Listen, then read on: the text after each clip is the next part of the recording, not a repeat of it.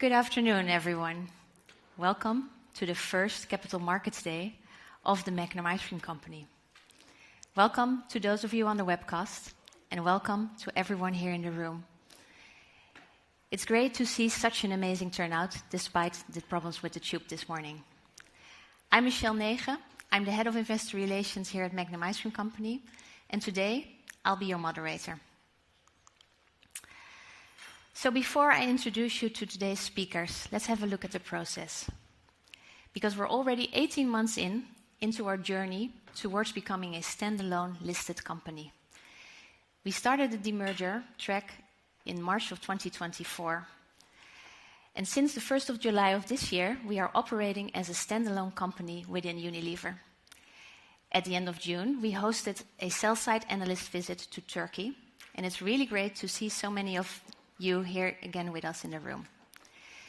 We are well on track, and the demerger and the listing process are scheduled for mid-November of this year. I'm really excited to be here today with the full leadership team. We'll have multiple members presenting today. Shortly, I will be joined on stage by Peter, our CEO, Abhijit, our CFO, and Ronald, our CHRO. We will have videos by Julien, our Chief Creative Officer, by Toloi, our President of Metza, and by Sandeep, our Chief Supply Chain Officer. Later on, Gerardo will present on our Americas market. Mustafa will discuss our European market, and last but not least, Waifun will come on stage to show and talk about our Asian region. So let's talk about the program for today. In a few minutes, Peter will come on stage and give you an introduction to the Magnum Ice Cream Company. He will talk about how the ice cream market is large, growing, and resilient. He will introduce you to our strategy and how we, as the largest ice cream company in the world, with a heritage of over 160 years, have a portfolio that is well positioned for growth. We have great brands, leading capabilities, and world-class innovations. We will have several videos today showcasing these capabilities and innovations. We will present to you our supply chain management and highlight our away-from-home capabilities and playbook. We'll finish this first part of the day with Ronald taking the stage and talking about people and culture. He will highlight our revamped Frontline First organization. Around 2:15, we will pause for a short break. We will invite everyone here in the room to taste and experience more of our amazing products in the brand court outside of the plenary room. For the webcast, we will go on silent for a little bit. After the break, we will dive into the regions, and as said, Mustafa, Gerardo, and Waifun will present to you the different markets in which we operate in America, Asia, and Europe. They will show you how we execute in each specific market on our strategy, but also highlight the regional differences. Around 3:30, we will have another break, after which Abhijit will reconvene and get on the stage to present to you our financials and the medium-term outlook. He will show you how our strategic plan is already delivering results. After that, Peter will once more come on stage. We expect to end around 5:15 to wrap up for the day. But before that, because I forget, we will, of course, have another Q&A sessions where you can ask questions all about the financials, because in the end, that's why you're here, right?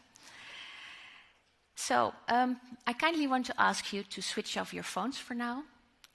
And I do have to reference the safe harbor statement at the end of the presentation. But I think with that, having you all here, it's time to get started. And it's with great excitement that I give the floor to Peter. Thank you.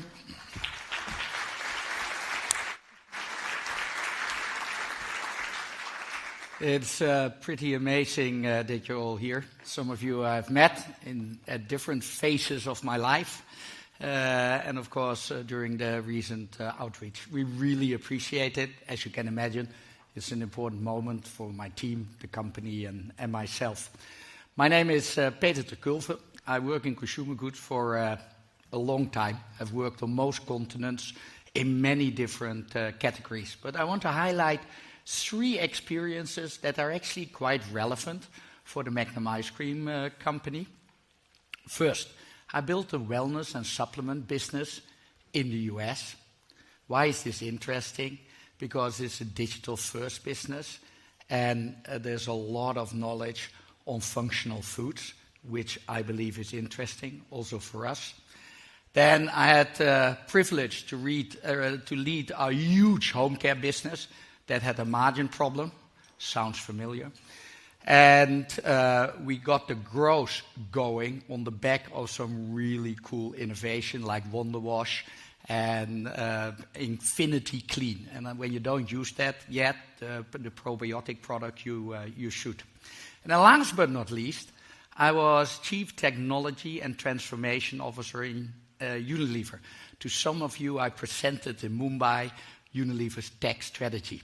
When you set up a new company like we do, on a piece of white paper, having a deep understanding of technology and how you need it and how you can apply it in the business is important. But we're here for ice cream. And ice cream is a super interesting category. And for those of you who have kids, it's always cool to say, I go to an ice cream meeting. Everybody always loves it. But why I got really excited, because you don't often get presented an asset that is fundamentally good market, good brands, good channel positions, but the business is not doing well. It is below potential, both on profitability as well as growth. And that excited me. It was my inner activist. But before we go into the algos, the strategy, and all the good stuff, I first want to get you in the mood of ice cream. Can I see the first video? मैं यहाँ से पैदल ही चला जाऊँ पर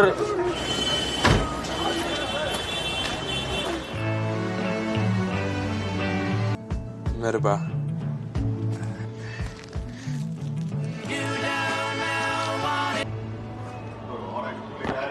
But you should eat less, otherwise your wife will run away. Babuji, in that case, I will start eating more.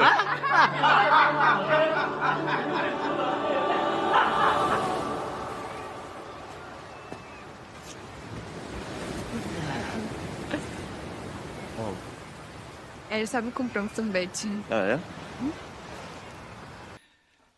Around the world, everybody loves ice cream. It's actually pretty amazing. Whether I'm in Pakistan or whether you're in Brazil or whether you're in Finland, young, old, rich, poor, everybody loves ice cream. Interestingly, people cannot always explain why. And therefore, we conducted a very serious piece of brain research to find an explanation, because that's interesting for our marketing programs. Can I see the video? At the Magnum Ice Cream Company, we asked a simple question. Why does life taste better with ice cream? Working with the University of Amsterdam, we measured brain engagement and emotional response in a real-world city environment. 125 participants. Each person tried both an ice cream and other common snacks, from categories like crisps, biscuits, soda, and chocolate. Finding 1. Ice cream triggers significantly higher cognitive attention than other snacks. The brain stays more alert, more focused, more present. Finding 2. Ice cream sustains emotional engagement from the very first bite to the last. While engagement fades when eating other snacks, ice cream holds our attention. Not only because you need to stay focused as ice cream melts, but also because ice cream is more than taste. It's an emotional experience. At the Magnum Ice Cream Company, we turned that insight into lasting memories, building brands with extraordinary products and unlocking value. The Magnum Ice Cream Company, where science meets pleasure. Life tastes better with ice cream. So these memory structures are actually really relevant. because they make them, a lot of products your parents grew up with, your grandparents grew up with. And to activate those brands, because they're so well rooted, is not very expensive. But even more importantly, ice cream is a very competitive product category versus other snacks. And I will say more about that later. But now shifting gear, because we are not only here for ice cream. What are the key investment highlights? First, the market is large, it's growing consistently, it's resilient, and has attractive returns. Secondly, we are the largest ice cream company in the world, with over 160 years of expertise, heritage.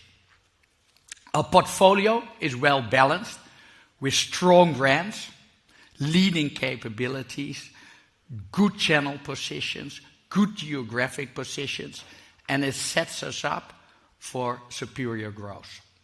We have a clear strategy to unlock this growth, but especially a real detailed plan to unlock productivity. We've revamped the full organization and built a winning culture and an incentive system aligned to the midterm goals. Let me unpack this, and I will start with the market. The market is large, 75 million. It's part of the broader snacking market, which is sort of 500 billion. Why is it part of? Because the core demand drivers are actually the same. People choose what snack they want to take when they enter the outlet. And snacking has very good returns ahead of the normal consumer good market. We did a lot of research on what is now actually market growth, and there are different numbers out there. We looked at all the different models, but actually combined that with our very granular market-by-market knowledge and could take high inflation countries and so out. And we believe that the market is growing sort of 3 to 4%, half in volume, half in value, year in, year out, for a very long period. And what is driving those fundamentals? It's snacking occasions. There are countries with lots of ice cream occasions, and there are countries with few ice cream occasions. And as an industry, we build those consumption moments. Then there is availability. There are countries with low availability, countries with high availability. There is a direct correlation. And last but not least, premiumization. And premium not only means more indulgent, but can also mean more healthy. Some stats. When you look at these occasions, and we did a very deep occasion study in all the big countries where we are present, in countries with a high consumption, you tend to have lots of ice cream consumptions. America is a country where there is ice cream all the time. There's even ice cream in your soda. But there are also countries where there are hardly any ice cream occasions. And it is directly correlated with the size of the market. Then distribution. Actually, is a little bit of a no-brainer. When you can't buy it, you probably won't sell it, you won't use it. And there is a huge difference in the sort of distribution depths between countries. And for us, very interestingly, and also to be expected, in many emerging markets, ice cream distribution is far off where we believe it should be. There's a big upside potential. And then the premium part of the market grows faster than the value and the mainstream parts. Everything is growing, value mainstream approximately 3%, but 5% growth in premium. Interestingly, when you look at the channel structure, there is basically grocery sales, and there is away from home sales, and there is e-com. The big growth driving channel is e-com. And this is, of course, also logic. It's especially fast commerce and the food delivery services, because all of a sudden you bring an impulse product as ice cream on thumb's reach of desire. And the digital channel grows almost 10% a year, and historically has been growing even faster. Then when you look at the market competitively, there are two global players. There's, of course, the Magnum ice cream company and Froneri.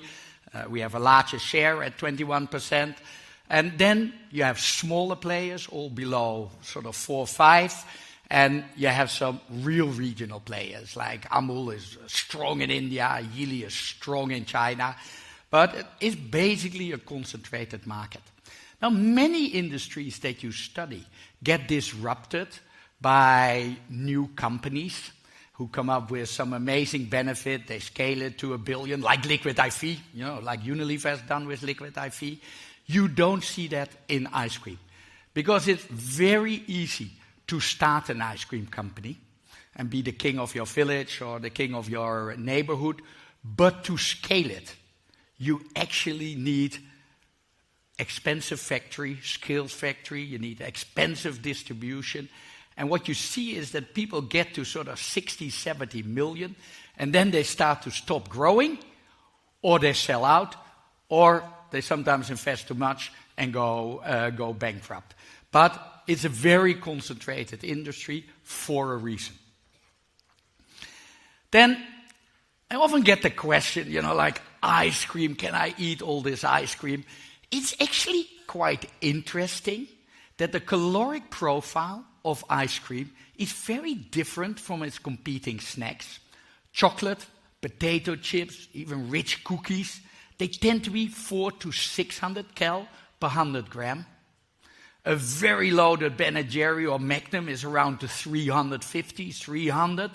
And we go to water ice cream, 230. This choice is, of course, fantastic. But in the current discussion of GLP-1 and nutrition, it's even more relevant. I know that there are questions on GLP-1 and the impact and the long-term impact on our industry.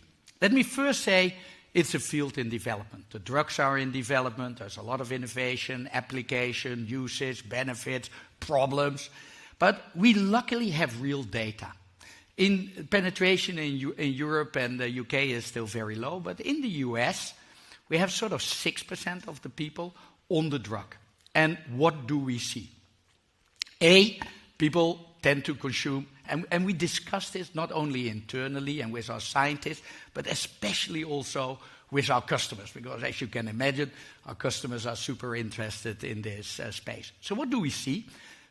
People on the drug consume less volume, especially less munching volume. Ice cream is slightly less impacted because we are more special occasions. There is a lot of choice in ice cream, low cal to high cal. And what we see is that for every 12% of penetration on the modeling in the US, on the data that we have, the market sort of loses 0.5% of volume. But there are also opportunities. I think a no-regret move, you would probably all agree with me, is portion control. And we do that big time. And the Magnum bonbons, my wife and I don't want to eat a Magnum every evening, but a bonbon in front of Yellowstone or Mopland is actually not that bad. So portion control works for everyone. Then protein. A couple of years ago, we bought Yasso. And Yasso has actually been a really good acquisition. It's grown more than 20% a year for the last 5 years. And of course, the whole GLP-1 and the protein rage helps. But we also have Breyer's Carb Smart, a high protein proposition that we developed ourselves and is delivering for a long time. Then there's a lot we can do on the nutritional profile of ice cream. Over the years, we got 21,000 tons of sugar out of our formulation, and increasingly we apply technology to take more sugar out. Because in ice cream, sugar is not only flavor, it's also a structuring agent, and there are new opportunities popping up, especially applying modern biotech science. And then last but not least, it's evolving. Nobody really knows what's happening. And together with our customers, we are fully on top of every research publication, every trend, and every piece of data, because the reality is we need to be quick on our feet. But the immediate impact, even when penetration levels would double, is actually not that high. Doesn't mean it's not important, but we stay on top of it. So, switching gear from the market to the company. This is a very beautiful photo. It's the Walls store. And Walls was a sausage maker that ultimately got bought by Unilever. And in 1922, they diversified into ice cream. No, we are not going to diversify into sausages, don't you worry. We have no plans in that space. But this business has a lot of heritage and experience. I find it really humbling to think that in 1866, Breyers was founded in Philadelphia in the States. You know how many generations have been enjoying the purity pledge of Mr. Breyers? You know, Walls, 22, Popsicle, born in California, 23, the 5-cent duo stick product. We ourselves launched Cornetto. We bought businesses. We launched Magnum. More recently, we bought Yasso. A long heritage. But more importantly, I think this is one of the things where you really have to admire Unilever. They helped us to build an unbelievable portfolio of brands around the world. We are number one. We are almost an 8 billion euro business, 1.3 EBITDA. We have a 21% global market share. We are the number one in away from home with 3 million cabinets, which de facto is 4 million square meters of prime real estate.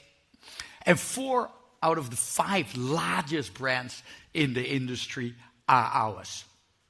You say, okay, you're number one, so what? Of course, it's scale. There is moat in scale, but there is also an enormous moat in these cabinets, in these brands, in basically our global infrastructure. Very, very difficult to replicate. This is not easy supplement businesses where with all kinds of third parties you can do that. You really need the assets, and we have them. We're number one. Then, we're number one in all regions. We're number one in the Americas. There's also great regional brands like Breyers, like Talenti, like Yasso, Klondike. What would you do for a Klondike bar? 90% market share, 3 billion business. Europe's 3 billion business. In ANZ, we have the famous brand Golden Gate Time. We have Catador. We have Twister. And we have 2 million in the fast-growing EMEA region. You know, there is an extra message here that this is a hard currency business. 70% of our turnover is hard currency. But Turkey, we de facto run as a dollar business. So in reality, 80% of our turnover is hard currency. And that pleases us a lot because it gives a lot of robustness to the business. Then, you know, we have this global leadership, but, you know, ultimately in an industry like ours, it's often about local leadership. We have local leadership in most markets. You know, how often do you find a business like this, honestly? We're number 2 in China. I worked for 5 years in China. We were number 5. Over the years, we have become number 2. China is a super competitive country. We overtook Menu. We have Yili ahead of us. So I ask Weifeng a difficult question, how long it's going to take. They're quite a lot bigger, so it will take some while. And we have Amul in India, a dairy cooperative, who is the number 1 in India. But we're also making really good progress now in our Indian business. Our footprint, you know, the market is sort of 35% emerging market, 65% developed markets. The Magnum Ice Cream Company sort of reflects that. We're a little bit larger in the developed markets. Our largest competitor have a different footprint. So we are actually well positioned to outperform the industry on growth. Then, we were a very brand-oriented business. We were not always a very customer-oriented business, but we still have very good position. We're category captain with most large retailers in the world, and especially in the United States.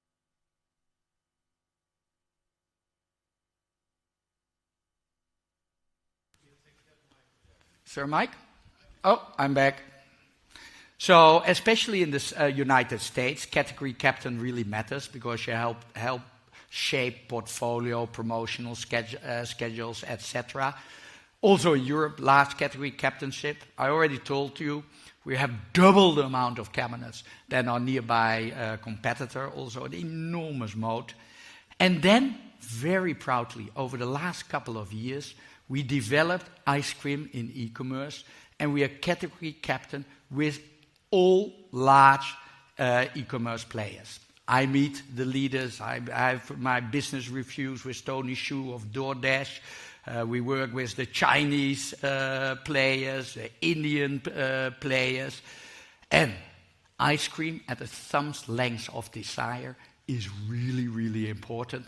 And we know how to play this space. You'll hear a little bit more later. Then we have these really huge global brands like Walls, Lagnaise, Algida, however they are called. Galushui in China. We have Magnum, which we built to 2 billion. We have Ben & Jerry's, over 1 billion. We have Cornetto, almost 1 billion. And then we have licensed brands. Licensed brands with confectionery players, but also with entertainment companies like Disney. We have brands that are still local and are ready for international expansion. And we have real local brands. And these real local brands are really important because these are the brands deeply rooted in all these memory structures.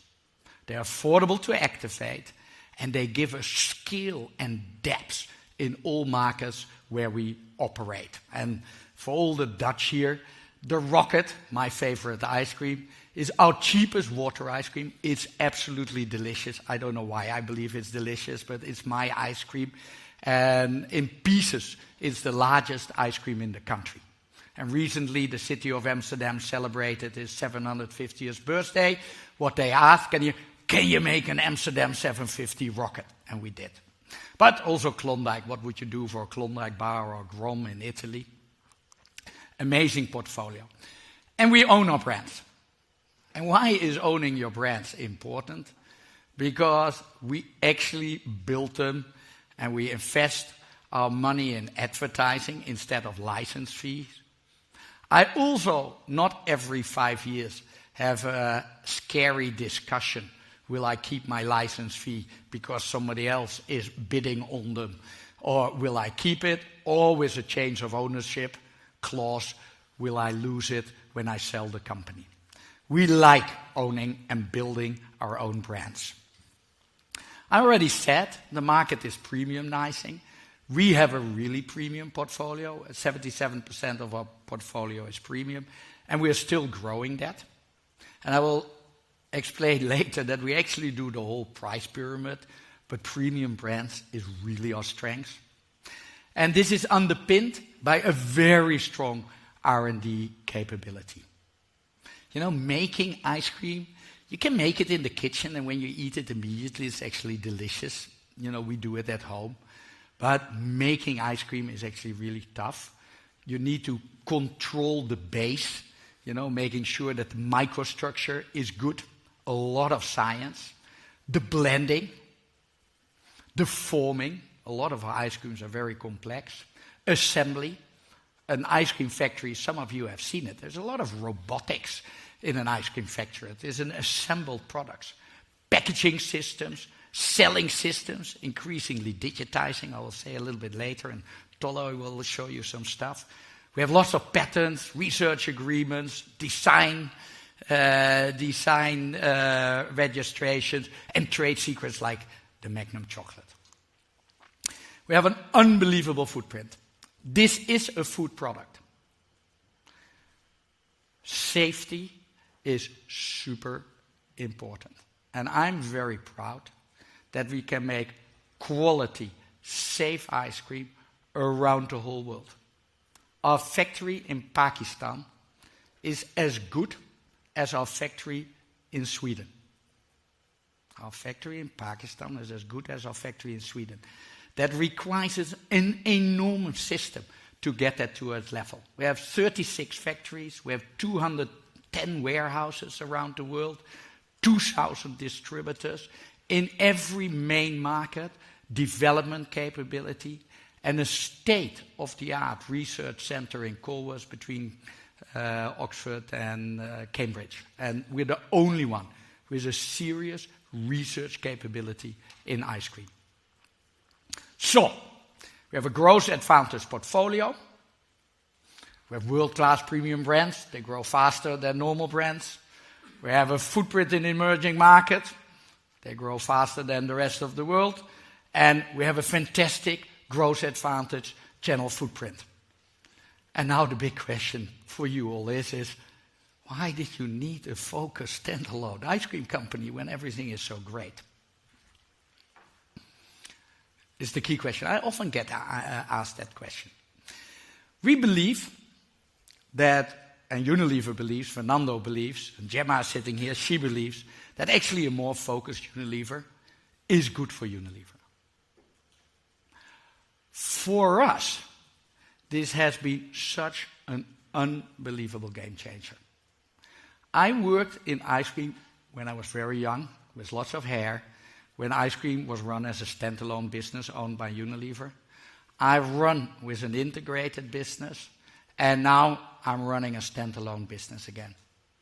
The freedom to set your own strategy, in our case, stepping up growth, unlocking profitability, to resource allocation, where do you put your people, which people do you want to have, what type of capabilities, where do you put, how much do you invest, and where, and an operating model.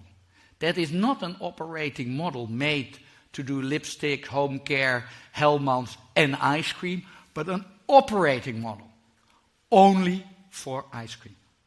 And with people who wake up and go to bed only thinking about ice cream. Think about it. Imagine you're a Unilever salesperson, you have all these categories, and now all of a sudden, you only think about ice cream. So, to unpack that a little bit, because it's a big question, where do we see the benefits? Because we're now 1.5 years in, dedicated sales force. Dedicated sales force, only ice cream. Real expertise. Also the customers love this, because they need people to help drive the category. We can reinvest again in out-of-home, in away-from-home system. We basically set up a supply chain that works for a frozen, relatively low-margin product, where actually logistic costs are as high as manufacturing costs. With an investment algorithm, and Abhijit will take you through, that is aligned with the snacking industry and this business. And with people who are rewarded, and solely rewarded, like myself, for making a success out of ice cream. And we can integrate it now. Integrate all the functions only around ice cream. You knew that it was not working. No, market share have been in a decline stable for a 10-year period. Profitability was flat for a 10-year period. But, and I will take you through the strategy a little bit later, the new focus is starting to work. Last year was the first year we stepped up market share, volume, profit, and as you know, it has continued to improve in the first half of this year. And you'll say, I was living in the UK, it was very hot. Guys, I look at market share. And I can explain you the weather, but the UK weather, unfortunately, was not everywhere. Otherwise, I would really have had a problem for next year. So, the performance step up is really happening. So, what's now the strategy that unlocks this profitability and this growth? Basically, we believe in the magical powers of ice cream. It's truly a transformational product, and we believe that life tastes better with ice cream. As global market leader, our job is to grow the market. This is what our customers expect. This is where we hold ourselves to account. Also, when you grow the market, you tend to take most share, but the objective is not share, it's actually growing the market. We have a growth strategy, a productivity strategy, a reinvestment strategy, underpinned by a tech strategy. It's really interesting. When you set up a new company, like we did, you can apply new technology. As Chief Technology Officer, and you will know that from your own businesses, the biggest challenge is actually not the technology, but it's actually getting people to work with the new technology. We need to learn full stop new. So this is a fantastic moment to apply on the new processes immediately the new technology. A focused ESG agenda and a new culture, the ice cream way. And Ronald will unpack that after me. So, what is the growth model? First, we build occasions with innovation. You price yourself competitively in the broader snacking market because we are not alone. So, certainly, we roll out our international premium brands. It's a proven way for us to premiumize the market. We moved to a digital dynamic demand creation system. Later, Julien will unpack this. And we are very focused on driving availability. That is share of shelf, share of promo, and of course also share in a way from home. So, at a high level, how does our marketing model work? We look at the macro trends in snacking, whether that is comfort, indulgence, chocolate, cookies, but also in control and wellness, protein, zero everything, energy, hydration, and all the celebration products, the release products. And we take those big trends and apply it to our occasion-led market development model, where we are very specific on the who, where, when, why question. And we have mapped this for all markets around the world. And then, when we know who to target, where to target, when to target, we develop a marketing mix to unlock that occasion. Okay, I will get back to that and explain it a little bit more. So we were always big in sort of indulgence, chocolate, cream, cookies. But when you actually look at the snacking and refreshment market, and you know that because this is your job, you do that every day, where is the mega growth? Where has it been? Protein, probiotics, zero sugar, hydration, energy. And where did you see that in the ice cream market? Where did you see all these benefits sub-zero? So, what do we do? You find occasion. We mapped all these occasions around the world, and then we say, okay, Ramadan is an ice cream moment, Christmas is an ice cream moment, 4th of July is an ice cream moment, Easter is an ice cream moment, but Diwali in India is not yet an ice cream moment. And then we say, okay, how can we unlock Diwali in India for ice cream? Do we need special products? Do we do promotions with retailers? Do we have a special Diwali Festival of Light ad? And you build that over time, and you create an ice cream moment. Ramadan did not used to be an ice cream moment 15 years ago. Now it is in all the Muslim countries an ice cream peak period. Movie night, on the beach, for us very normal. Pakistanis don't eat ice cream on the beach. Crazy. They should eat ice cream on the beach. Italians do. We learned the Turkish to eat ice cream on the beach. So, how do we do that in Pakistan? Then pricing. So, how we go about pricing is that we map at coinage level all the snacks in a country. From very cheap to sort of a little bit more expensive to very expensive. Then we say, where is the bulk in the market? Volume and value. And then we say, okay, when this is how people consume snacks, how do we put an ice cream portfolio against it? At the right price points, and then you try to create ice creams that are competitive in that space. We export, so from the occasion, a lot of work on premiumization and driving the premium brands. It works. You know, Ben & Jerry's, Cornetto, Magnum have grown ahead of category and ahead of our own growth for many, many years. And there are other products we can do that with. Twister is a premium water ice. It's a combination of sort of dairy and sorbet. We're now bringing it to the rest of the world with the same success as we are driving Magnum over to the rest of the world. Lots of work on innovation. You know, I think, you know, I'm an innovation guy. I always love this. That's why I love the supplement space. We need to get out of flavor renovations. Flavor renovations are very important because it activates the category. My first job was in an ice cream parlor when I was 12. And people would ask, Pete, what's new? And I said, okay, we have this and this and this and this. Yeah, give me a chocolate and vanilla. It still goes like that, but you need to have the new.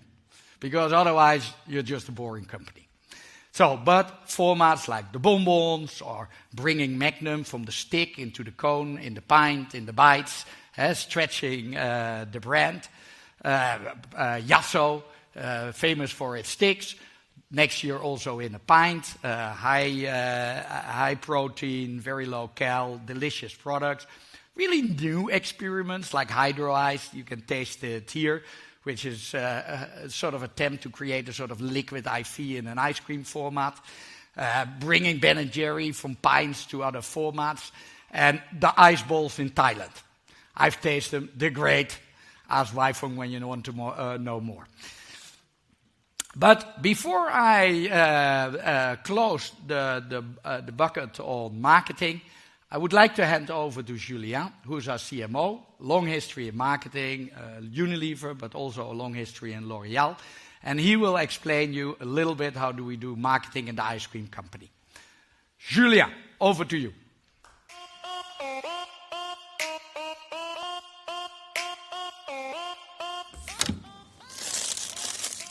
Oh, you caught me in the act. I always crave for something sweet at 2 o'clock. On that topic, did you know that more than 75% of adults snack daily?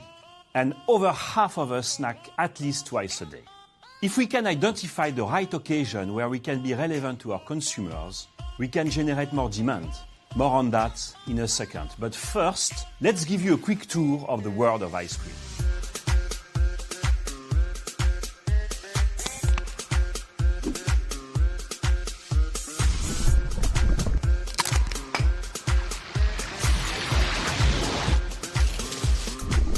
We are the largest ice cream company in the world, made up of iconic brands with a rich heritage. Magnum, Cornetto, Ben & Jerry's, Breyers, Viennetta, and more.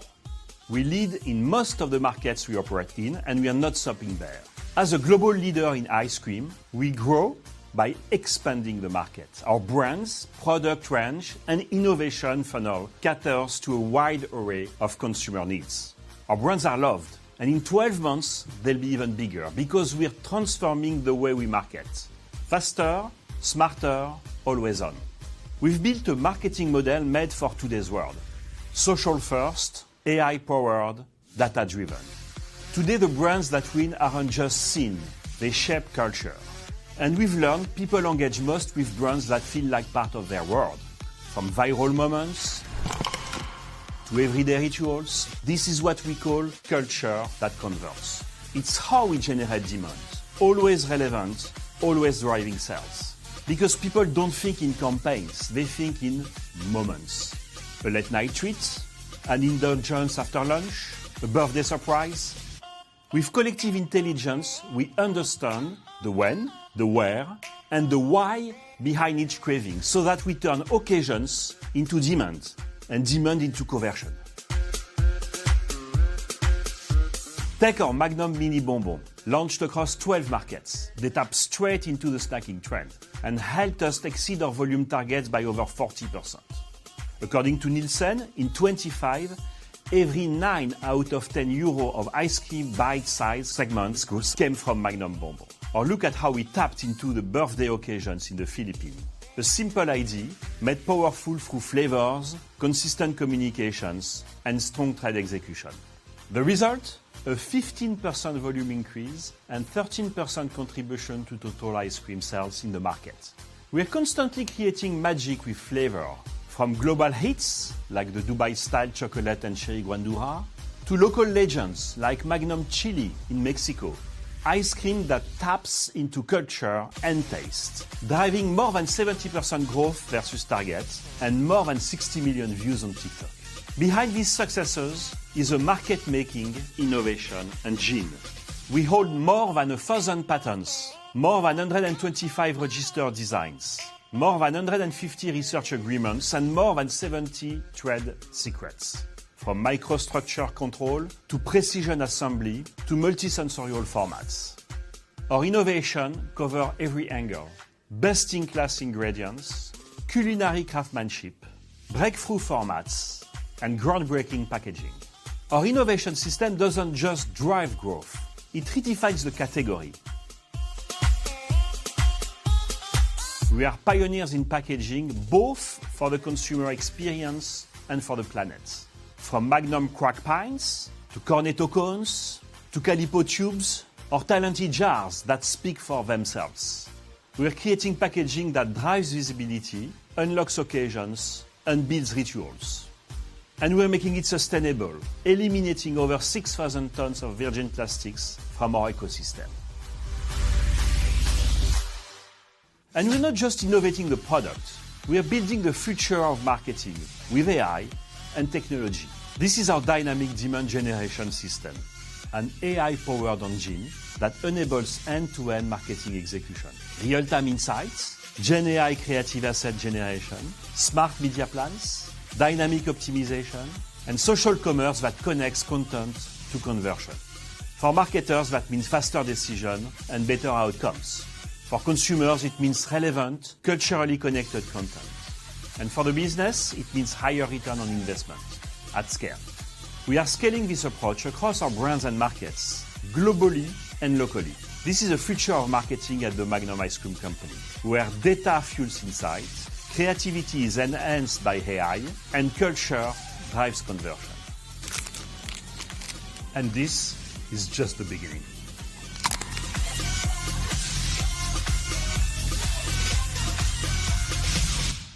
You make everything sound better with a French accent. You have to do with my Dinglish. We were always a good marketing company. I think we're stepping up. We're actually stepping in the digital age. We're sort of building up the marketing systems that I'm used to in Nutrafol and in Ollie and all this liquid IV. Way more digital. But actually the big step up for us as a business. So marketing we can do better, but what we could really do better was sales. In home, we built a focused organization, people that only do ice cream. We added 1,000 sales reps. Our overheads, by the way, still go down.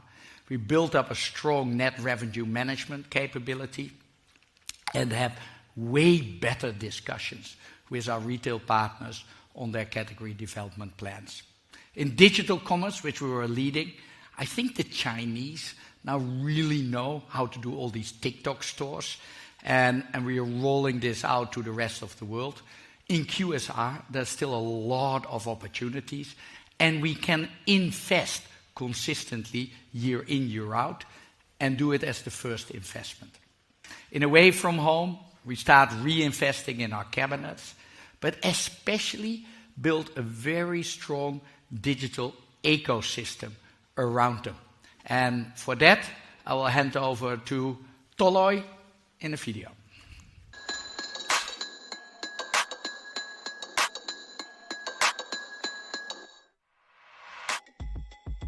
Right here at this exact moment is where the magic happens.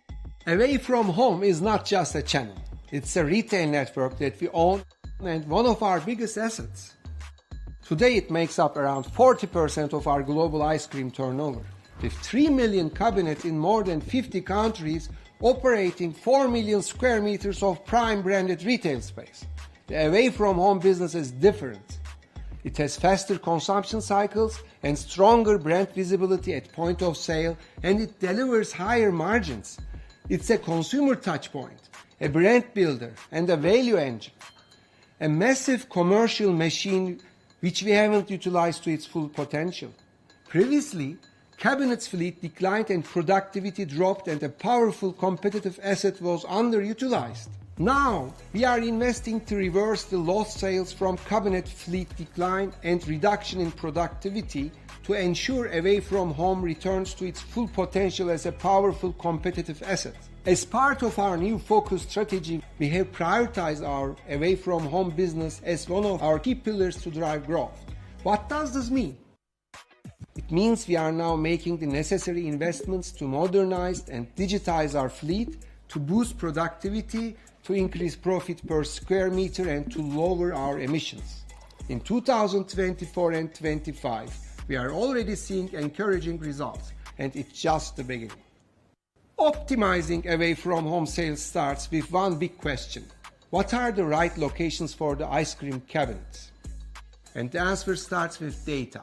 We use geolocation and telecom data to pinpoint high traffic areas, then layer in demographic and behavioral signals to understand who is walking by and what they are likely to buy.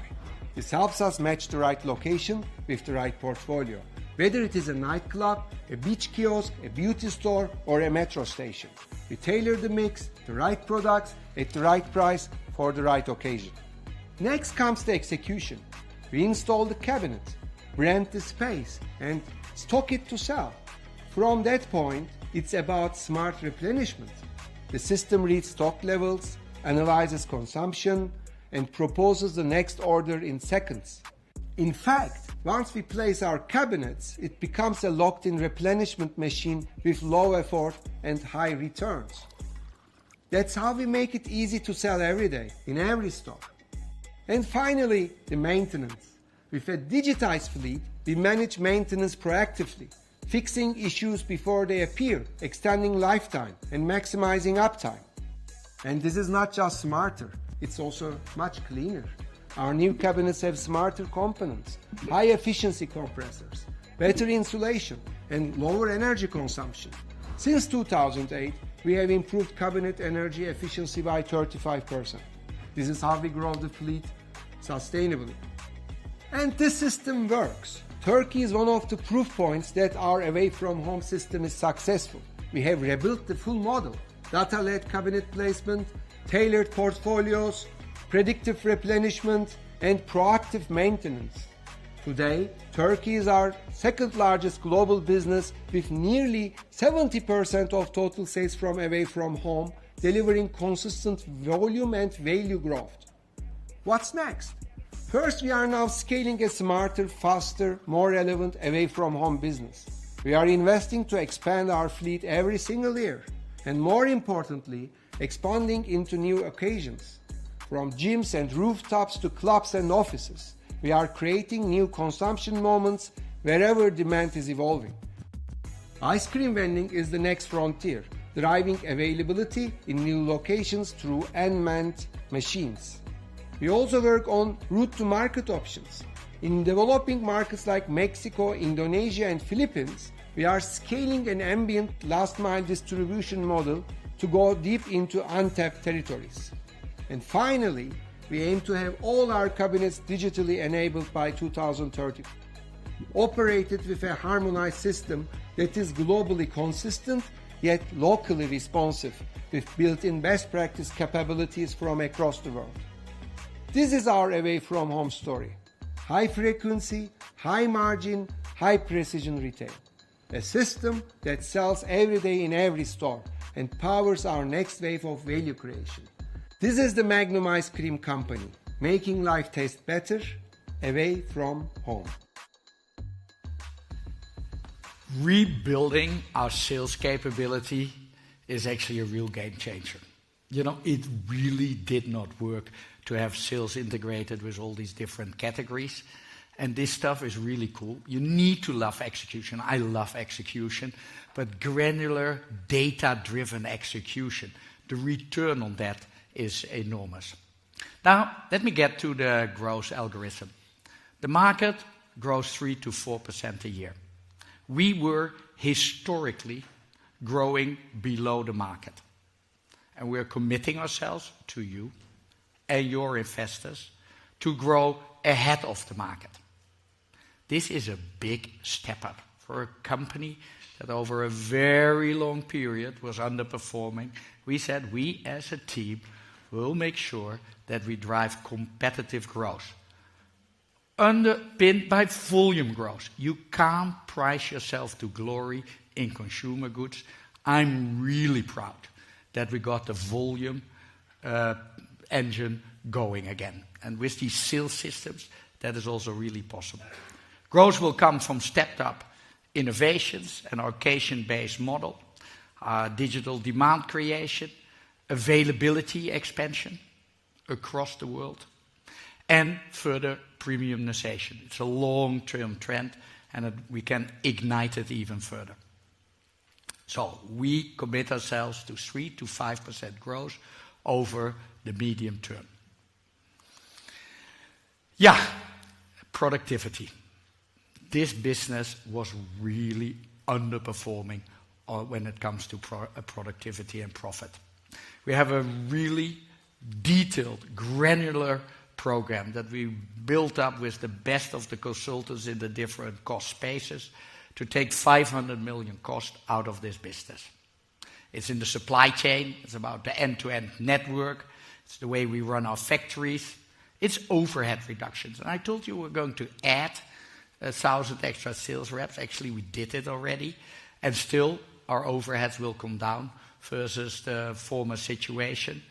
And a lot of work on tech. We had a tech stack, logically, which was part of the bigger Unilever tech stack with a very broad functionality. Now we're building a fit-for-purpose tech stack, and it will create savings. This is not a pipe dream. Already in 2024, we delivered 70 million, and we continue to deliver this year. It's actually accelerating. Big, very granular program. But let me now hand over to Sandeep, who again, in a video, will explain our supply chain. Sandeep, over to you. Welcome to Supply Chain, the engine room of our business, where speed, precision, and scale come together to unlock profitable growth and cash. Hi, I'm Sandeep Desai, Chief Supply Chain Officer of the Magnum Ice Cream Company. I've spent nearly 25 years at Unilever across various geographies, Africa, Asia, and Europe, and have led large-scale transformations across the supply chain. Today, I'm here to tell you about the global ice cream supply chain. And I'm excited to show you how we're scaling smarter, faster, and stronger than ever. With 30 owned factories, nearly 330 production lines, close to 200 warehouses, 2,100 distributors, and 3 million cabinets, we operate one of the most complex cold chains in the world. That's scale, but it's also our strength. But it hasn't always been this way. Let me take you back to where we started. Historically, our network was built to optimize manufacturing costs, where, as an example, we moved production to Eastern Europe from Western Europe, creating large-scale factories. However, this led to an inefficient end-to-end network, and hence we is at benchmark levels of 2%. We're re-engineering how we move our products, from optimizing last-mile delivery to rethinking our warehouse operations. We're reducing distance traveled, cutting costs, and boosting service with speed. This is logistics reimagined for reach and responsiveness, plan and digitization. Our lines are getting smarter, especially on Magnum. Machines are now AI-enabled, learning and adapting in real time. This has helped us cut waste in some of our operations by up to 50%. The program we drive is our Path to Excellence program, which is about focusing on extruded stick lines, which are interconnected and use artificial intelligence or machine learning to optimize process control, and thus reduce waste and improve efficiency. As we embark on the demerger, we will be developing a technology stack that helps us integrate demand and supply planning through automated S&OP. And we will scale this globally. What's exciting is how this transformation is coming to life in every region of the world. Each region has a role to play. Europe is optimizing its end-to-end network to reduce miles traveled while staying close to consumer preferences. The US is building an optimized end-to-end supply chain, fixing the basics in our manufacturing, debottlenecking assets. Unbelievable upside in this business. When Ian and Hein asked me to have a look at the role, I did an over-the-thumb analysis on the supply chain, supported by one of the leading supply chain consultants, and we found a lot of money, enough to bridge the profit gap versus my nearest by competitor and the snacking industry. And the more we worked on it, the more money we find. And we need this money because we need more profitability, but we also need more funds to reinvest. So, what do we do? We have to step up capex. Our return on invested capital, as you know, is very high, 23%. But we had underinvested in the supply chain. It was not digitized enough. The network was not optimal. We had the right factory, sort of at the right location, but not always the lines. So a lot of money to help expand growth, but also to get more profit out.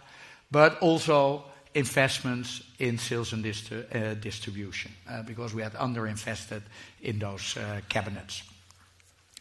Tech is really important. We're in a very fortunate situation that we design a new company, new processes, and we can apply latest tech, build the agents and the AIs in our organization structure, whether that's in marketing and sales, and as you've also seen in the supply chain.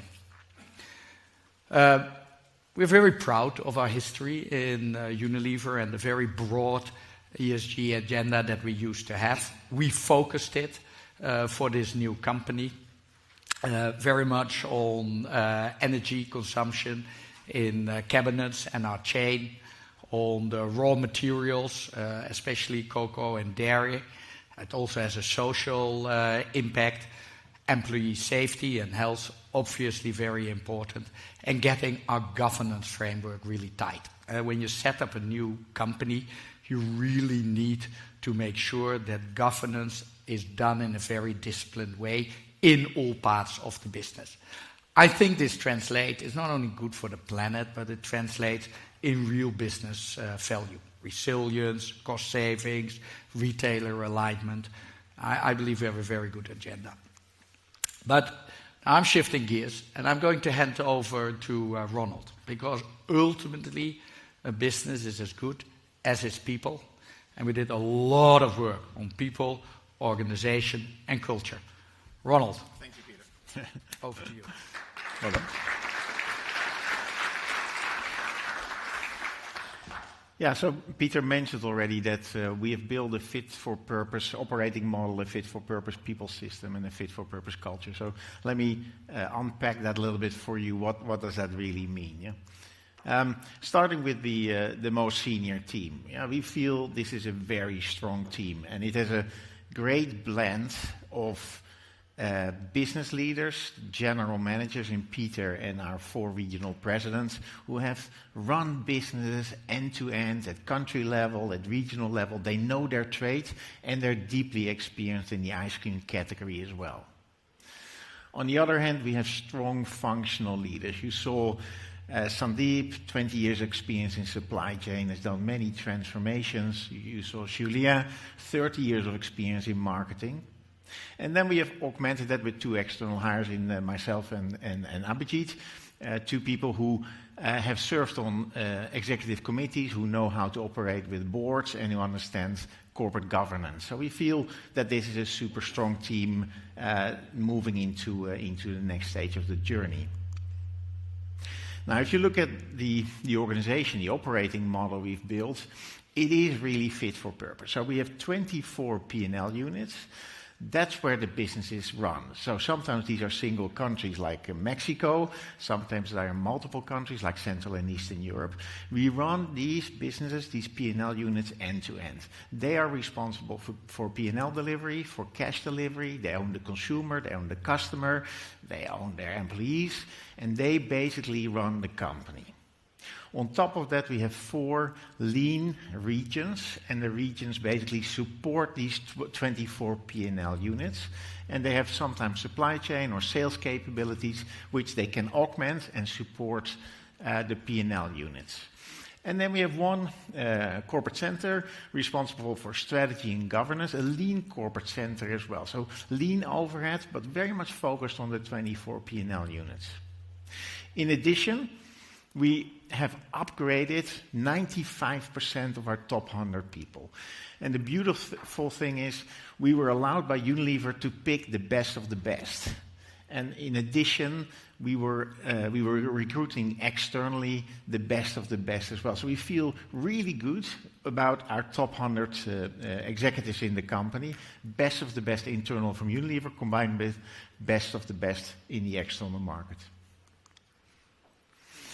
We're also building new capabilities. We have chosen 4 important new capabilities which really will be strategic differentiated for us. Net revenue management, super important for us. Peter spoke about it already.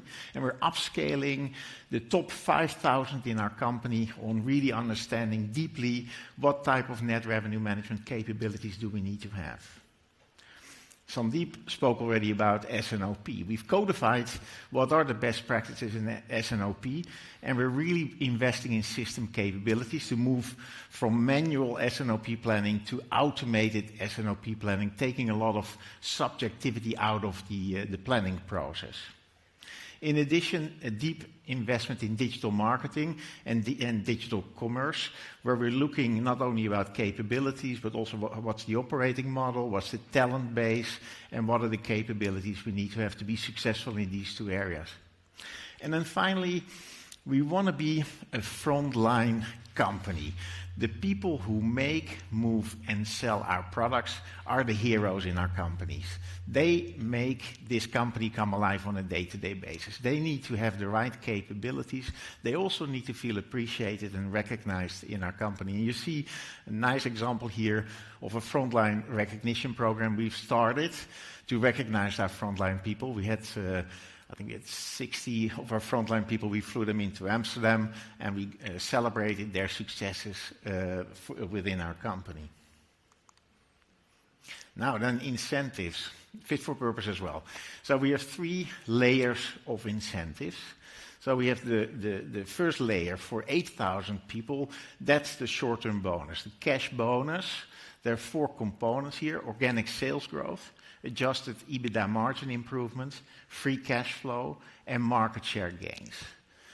The most important thing of this is that we set the target once a year, and they can see on a monthly basis, where am I performing versus my targets? What are the levers I can pull to get a higher bonus payout, and how do I have real control of my business? That's the key to success of a good bonus plan, in my opinion. Then for the medium-term plan, which applies roughly to the top 300 employees in our company, we will have 2 parameters: organic sales growth again. So we double down on making sure that organic sales growth is super important, and then EPS growth as the second one. And then finally, we're looking at a one-off program. We call it the Executive Ownership Plan, which will be about share appreciation. But for the top of the company, the top 60 to participate, they have to put their own money up. They have to invest into buying ice cream shares, and then they can participate in this program. Hence, the top 60 will be deeply committed in share appreciation and success of this company. Finally, we said we were going to build a fit-for-purpose culture. So we looked actually at our founding fathers. We have multiple founding fathers, but let's say Walls, Breyers, Ben & Jerry's. How did these people actually run the business? What was important for them? How did they behave on a day-to-day basis? And out of that, we codified 6 behavioral attributes we believe are fundamental to success for the ice cream business in terms of the culture. The most important one, they were obsessed with growing the company. Growing was their raison d'etre. Grow the company and you will be successful. And they did that through continuous innovation, not only in their products, but also in their go-to-market systems, in their factories, in their warehouses. They were obsessed with rethinking their business model. They were also experts in the ice cream category. They were single category play businesses. So they were focused on being an expert in ice cream, exactly what we want to do ourselves. They ran the business end to end. They were winning together, but they also enjoyed what they were doing. They had fun. They operated a simple company, quick on your feet, simple with speed. And finally, they challenged continuously their own ways of working, their operating model. But they did it in a way that they cared as well. They cared about their people. We believe these are the cultural constructs, the behavioral constructs, which will lead to success. Now, I'm going to show you a quick video which we made for when we carved out the company legally on the 1st of July. It talks a little bit about the culture, but it's a little bit broader as well. But I thought it was a nice video to share.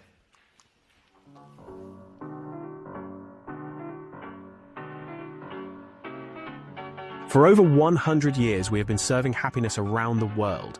Since the start, we have been founders, an obsession for entrepreneurship, building businesses, always taking pleasure seriously. When Lever Brothers acquired Wall's Sausages in 1922, they started making ice cream in warmer months to keep factories going. During seismic shifts in the economy, we adapted. The two-stick popsicle launched in 1929 for just 5 cents. And as technology boomed, we dived in headfirst and bloomed. In 1959, the Cornetto was born, a genius feat of technology and the first mass-produced packaged ice cream cone.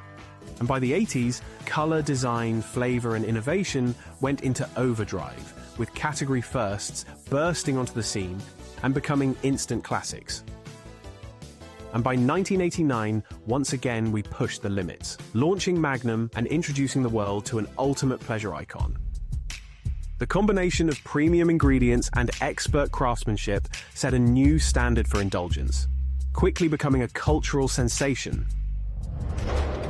100 years later, we have a fleet of almost 3 million red freezers and over 18,000 employees, serving over 100 brands and a large annual production of ice cream across 30 factories.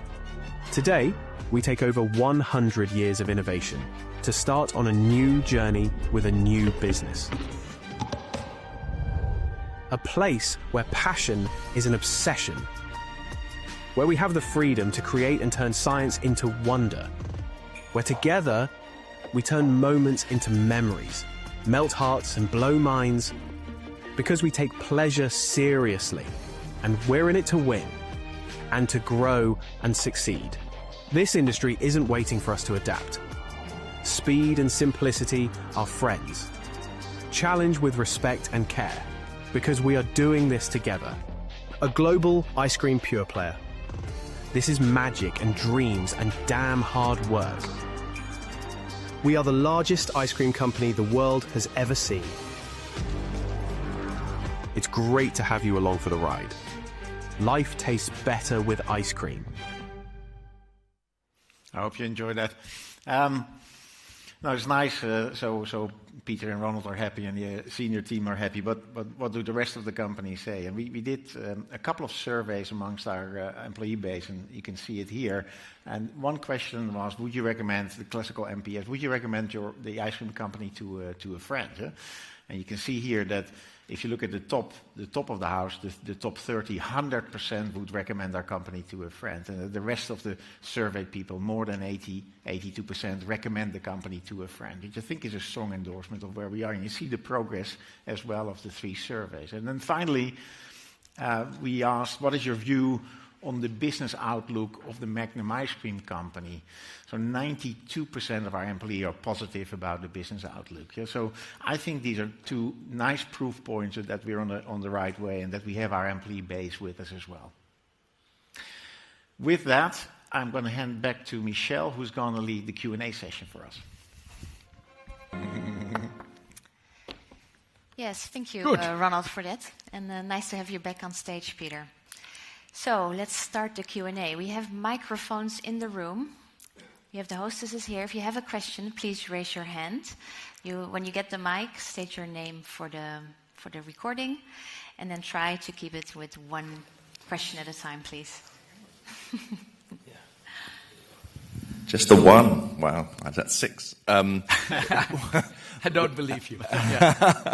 It's David Hayes at Jefferies. So my one question will be, you mentioned the licenses at your competitors, and you mentioned that you've got an inverted sort of setup, and you mentioned they stress every now and then about those licenses going. As Magnum Ice Cream, do you go for those licenses now? Does it change the dynamic, and are you going to put them under even more stress because you're going to try and steal some of their business? What a sneaky question. No, basically licenses have a role in the portfolio, and we have licenses in different parts of the world. And obviously we see which licenses we would like to have and are involved in bidding processes around these licenses. Sleep. Yeah, we have a microphone coming towards you. Thank you. Céline Panutti, JP Morgan. I wanted to understand when you looked at framing the strategy and framing that in targets, so 3 to 5 and 40 to 60 basis point margin expansion. I mean, those are, you have to hit 2 goalposts and effectively quite an elevated margin expansion. So can you talk about why you choose that framework versus, say, EBIT growth framework? And when you say on average, what does that mean? Good question. There was an enormous amount of money that we found in productivity, and it was just not decent not to get it out. And we put the organization internally on very serious targets to get the waste out of the system. And it is often like running the factories better, running procurement better, running a very tight execution on the end-to-end value chain. Growth and market share, we had not invested, especially in sales and distribution. Having a dedicated team and starting to put cabinets in, enabled by solid digital support frameworks, it just comes out. And therefore we feel comfortable with both a growth target and a productivity target. I personally believe that in consumer goods, it starts with driving volumes through the system, growing. But it would be insane in our case not to talk about productivity because there's just so much to be had. And that's why we called it out. And for more detailed question, I have a very intelligent CFO who will answer more detailed framework questions after his presentation. Yeah. Here to the front. There we go. Good afternoon. It's Guillaume Dalmas from UBS. Yep. Couple of questions. An hour ago, Ben & Jerry's issued a statement saying they would like to be released from the Magnum ice cream company. So clearly it doesn't come as a surprise to you, but would you consider this releasing Ben & Jerry's? And to what extent this constant headlines, agitation are impacting your teams and the way they're managing the Ben & Jerry's brand? Let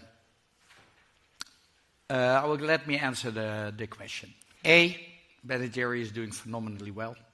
We bought the business 25 years ago. We grew the business by a factor 6 from a business that was hardly profitable. It's now a very profitable business. We invested 500 million in the social mission. The 3-part mission construct that we have to grow this business has proven to be phenomenally successful. Jerry and Ben, from the beginning, were activists. They're 75 years old. They're super passionate. You don't always want to agree with them, but you always want to hug them. They're really good people. But the business is not for sale. It's fully integrated in Unilever, in the Magnum ice cream company. It's a proud part of our portfolio, and we know how to operate it. It's factories, it's sales, it's marketing, and we do so with big success. Can we go over there, from the back? Thank you. Thank you. It's James Edwards-Jones from RBC. Peter, you talked about having a dedicated sales force. What does that mean? I can't imagine that you had the same people selling deodorants as ice cream previously. So is it more about having a good sales force than... No. We had a truly integrated sales force. Out-of-home ice cream was separate, but it got defunded in many countries. In Italy and France, we didn't even have an out-of-home ice cream sales force anymore. But for the rest, a senior account manager would come with the whole portfolio. Luckily, Unilever is now changing. Unilever is changing as well, and part of the good work that Fernando is doing, also already with the Compass structure, is getting more dedicated, but that is not where we come from. So you can imagine, because the dynamics, I'm a home care guy for a long period, the dynamics in home care where you have a very stable purchase, consumption pattern, you have promotion, but it's so very different than a seasonal business. And we now have dedicated people who understand these dynamics and can work these dynamics with our customers in effective customer plans and help them execute. So, it's an absolute game changer. Maybe we stay in that corner over there, the lady. It's a bit busy in the room. It's Sarah Simon from Morgan Stanley. Just a question on kind of SKU concentration. So, you go to the store and there's more and more funky flavors and whatever. Yeah. But can you talk about how much of your business comes from kind of core, Magnum Classic, almond, white, as opposed to, passion flower and all the other ones? I'm just interested in how I get your question. How concentrated the revenue base is in that respect. Actually, most of us have our classics in many categories, but definitely also in ice cream. And for a brand like Magnum, it will not surprise you, but the white, the almond, and the classic is the core of the portfolio. We activate it through new flavors, but you could not build a business only on new flavors. You just would not have the rotation. In Cornetto, in some countries it's the chocolate, in other countries it's the strawberry. But these core products are super important, and it is an illusion to think that you can build an ice cream business on fringe flavors. People will try you, but will they repeat? Because we tend to come back to the classics, because those is that we deeply, deeply like. You cannot do without the Edelflower, whatever, but you need to have your core portfolio. And we are very pleased that in most core product segments, we own the core flavors. I'm not so worried about Magnum Me Too's who come up with all kinds of fancy stuff, because the core of the category is the core. I see a lot of questions coming through the webcast, but maybe we take one more from the stage, from the room, this side of the room.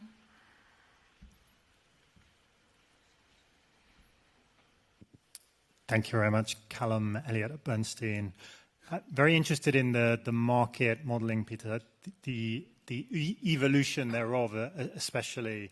So I wonder if you can talk a little bit about how long that market model has been in place. And obviously, from what we could see on the slide, it looked very complicated, but maybe you could also add some thoughts on... The occasion model, you mean? Exactly. Or, yeah. Maybe you can add some thoughts on, you had sort of growth of occasions driving some of the sales growth accelerations. So where do you see the biggest opportunities for new occasions? I think, occasion modeling is actually not new to the snacking industry. Coke, Pepsi, Frito-Lay, most people have an occasion-based model. we didn't have it. And when I started building that and doing the research market by market, because you need to be more specific. We need to, as a market leader, you need to be a market maker.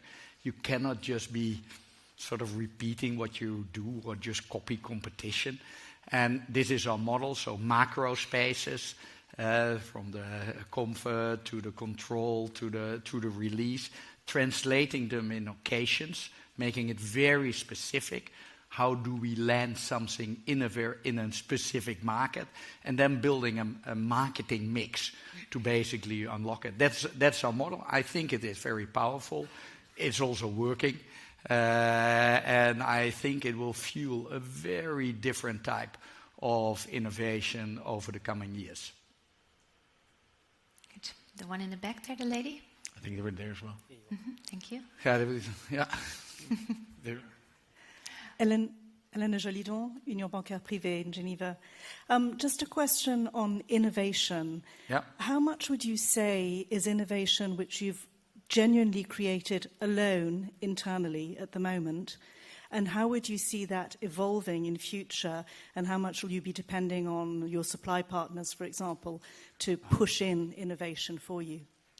It's a very important question. We have a whole network of academics, suppliers, flavor houses who help us with our innovation program. I think the biggest shift that we are trying to make is move from more flavor innovation, a new Magnum variant or a new Carte d'Or variant or a new Ben & Jerry format, to finding new occasions, unlocking them with new formats, and driving that very hard. And I think classically our portfolio was investment-wise 90% renovation and 10% doing really, really new stuff.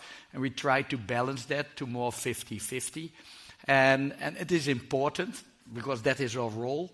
But it's also culturally very interesting because we need a little bit more risk-taking, a little bit more pioneering, a little bit more trying new stuff to make this really a phenomenal growth machine. And I think part of the work that we do as the organization is really in that space. Agree. Can we go to the front, the first table there? Sorry, can I squeeze back? And then we'll do one from the webcast. Olivier Nicolai from Goldman Sachs. Just one quick question for you, Ronald. On the incentives, going back to the short-term incentive for the 8,000 employees, you mentioned organic sales growth. Is there a component for volumes growth within that? And then is incentives different between the regions? Are some regions more focused on, let's say, free cash flow generation, or others on more on volumes growth, for instance? Yeah, so it's organic sales growth. Volume obviously plays a part in it, but it is organic sales growth. So not directly, but obviously you need to drive volume to get to the organic sales growth. We deliberately keep the same metrics throughout the company to be consistent, because the regions are basically the sum of the part of their individual P&L units, and the top of the house is basically the sum of the 4 regions again. And we believe that if you flow through the same incentive plan, you are the most powerful. If you have a company which has different incentive metrics, I think it becomes more confusing. So we're very consistent. Yeah, and of course different regions and different countries have different targets. So that is how you do it. But the basic drivers are the same. And especially for a new company like this, cash, cash, cash, cash.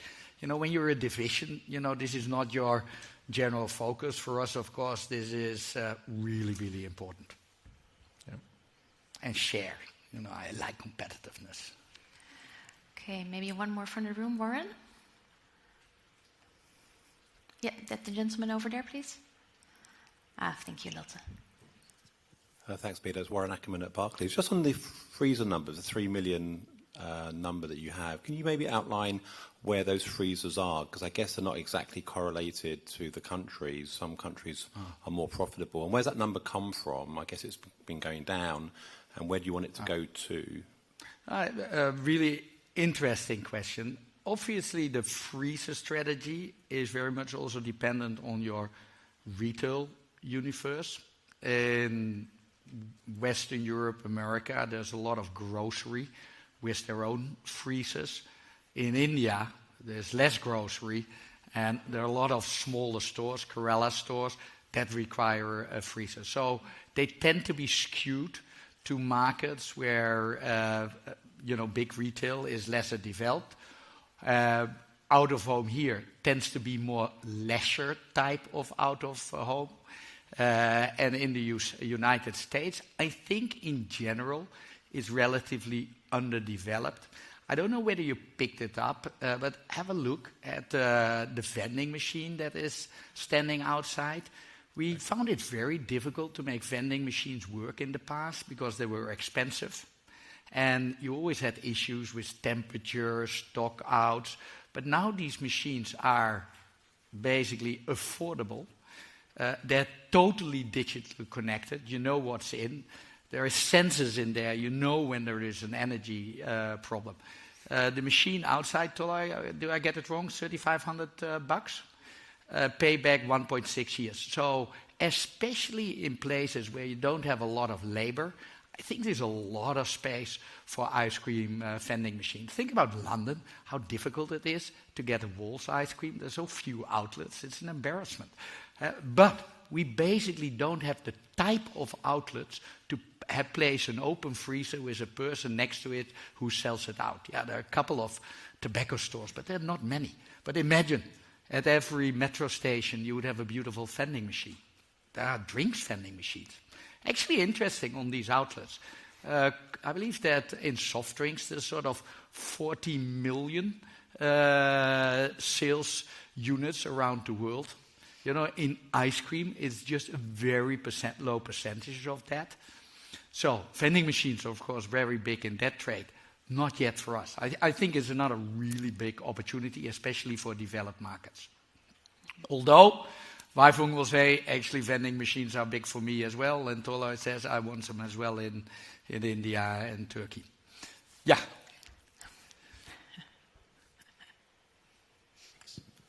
Karel Soete, Kepler Cheuvreux.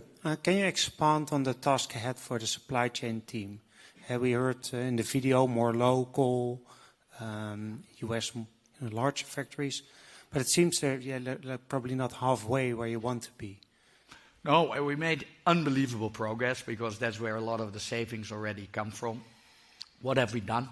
We put a new team in place, very strong regional leaders, very strong, often new factory leaders, a new procurement team.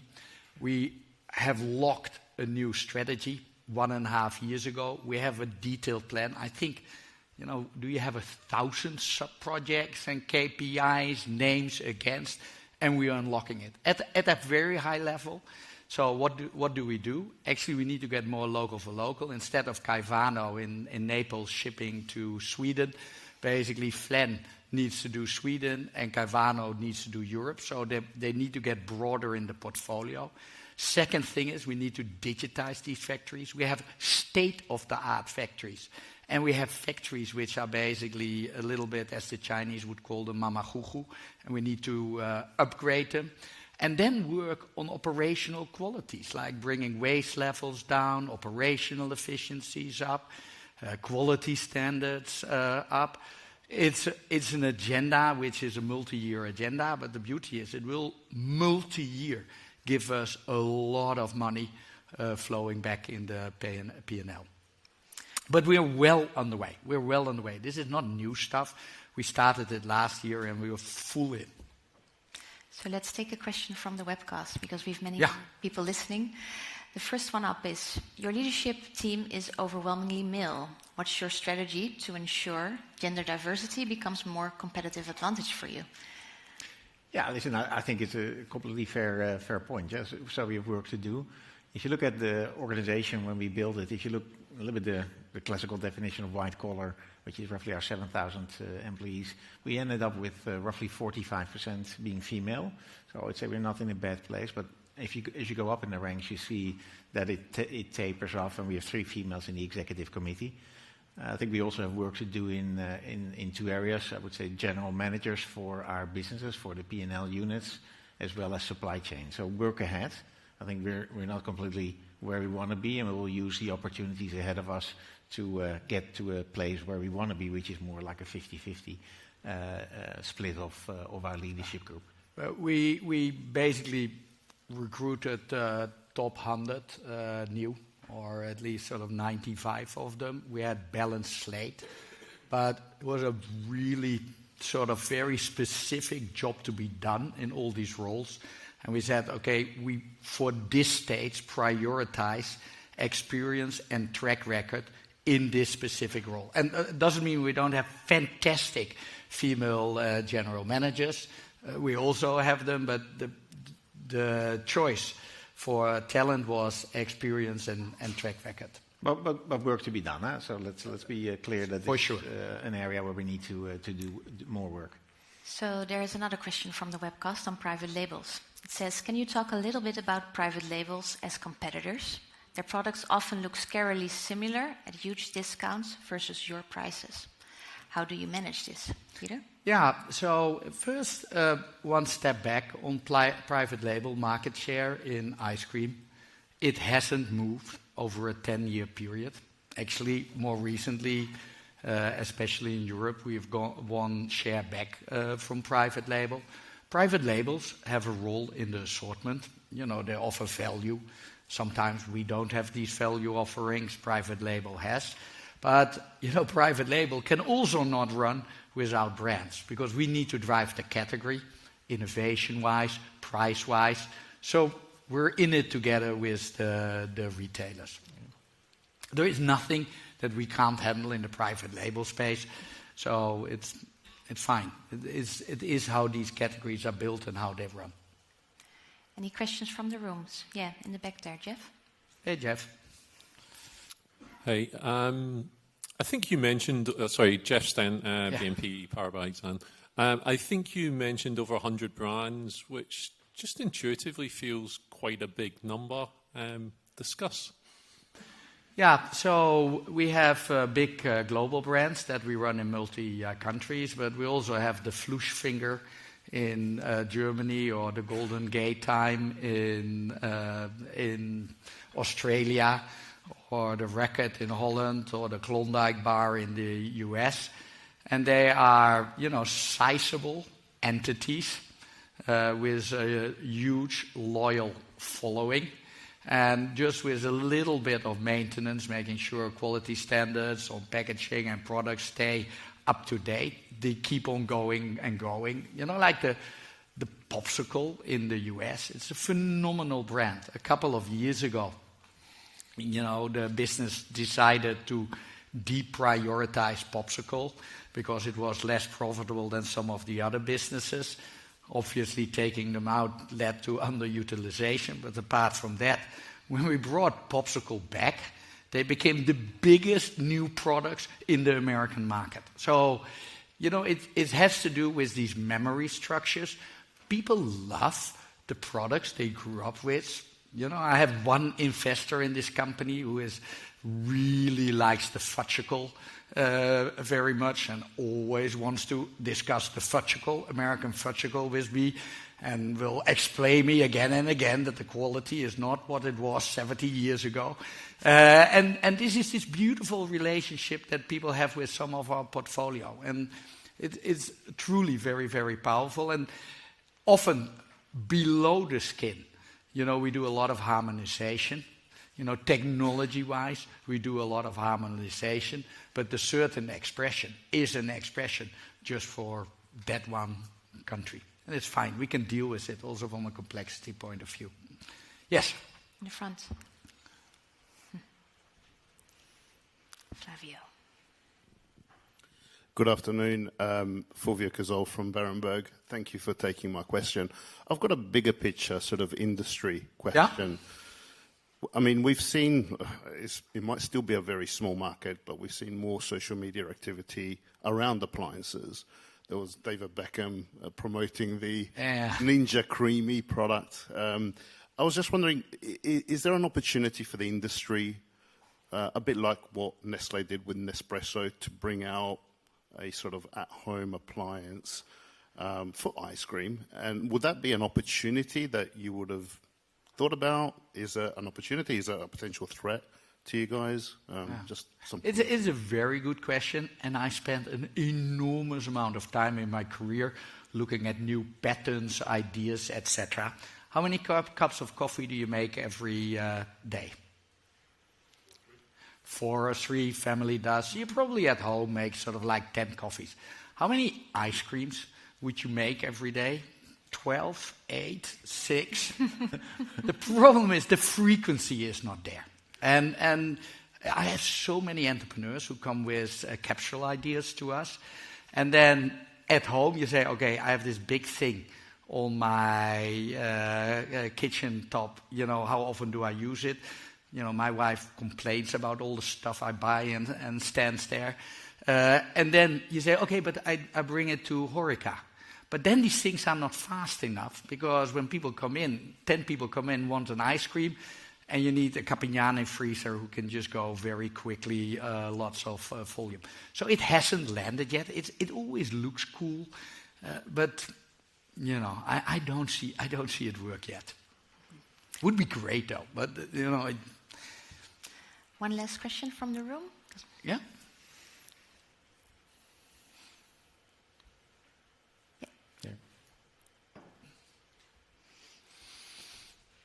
Thank you. Thank you, Victoria Petrova from Bank of America. I have a high-level question. Okay. Could you help us understand if ice cream is a great category where Magnum just needs to be better than it was when it was a part of Unilever? Or is Magnum a great company which can push a so-so category forward? And can you put it, kind of quantify it within the context of 3 to 4% category growth and your guidance of 3 to 5? Yeah. Thank you so much. Very good question, challenging question. I believe ice cream is a good category. There are not that many consumer categories that grow actually 3 to 4% a year, half of it volume. And it is also not with sort of weird drivers, but sort of drivers that you can understand. Disposable income, you know, occasions, distribution, so premiumization. So we understand why this would grow. We understand why India will grow relatively fast. Indians have a sweet tooth. Ice cream is hardly available. Nobody has really started developing it. So we understand why this category runs at a good pace. I think, you know, it's an interesting question. How good is this company? I think we can be very proud that over the last 100 years, Unilever has built up, you know, this system, these brands, this portfolio, these capabilities. But the business was underperforming. And, you know, I think, you know, maybe it's me, but when a business for 10 years grows below the market, it's not even a business problem, it's a culture product. Culture problem? How does this get accepted in the system? Because, you know, a normal state of business is that you want to win. So we created a strategy around wanting to win, and we actually got people in who are nicely competitive, who enjoy sending me notes when they have a market share gain at a customer or in a country. And so this winning is a culture thing. I think we're making good progress, but this company is 1.5 years in. I think most of the heavy lifting, you know, on what's the strategy, who is the team, you know, how will this work, is now happening. But, you know, we can build on execution day in, day out, because there is never perfect execution. You know, when I walk the street and I see a cabinet which is dirty with the wrong products in it, it's you know, I make a photo, I geotag it, want to talk to the sales rep. A permanent improvement culture. Or where you come to a factory and you see stuff running off the lines. You know, I look at Sandeep and say, what the hell is happening here? This we could do better. You know, consumer goods are about execution. It's about driving volume through the system, through deep execution. And you need to love execution in consumer goods. And this is not like, execution is not a tweak. Execution is a culture. And what Ronald and I together with the team, try to do is build a real execution culture. Sorry, a little bit long answer to your question, but I feel very passionate about that. I think that's a really nice end to the first Q&A, Peter. So thank you. We'll take a break for 30 minutes. And those of you in the room, I invite you outside in the plenary court to enjoy some of our products. You have to at least eat 2 ice cream before you're allowed back in. So it's actually now you have to do. Good. For those on the webcast, we'll be back in 30 minutes.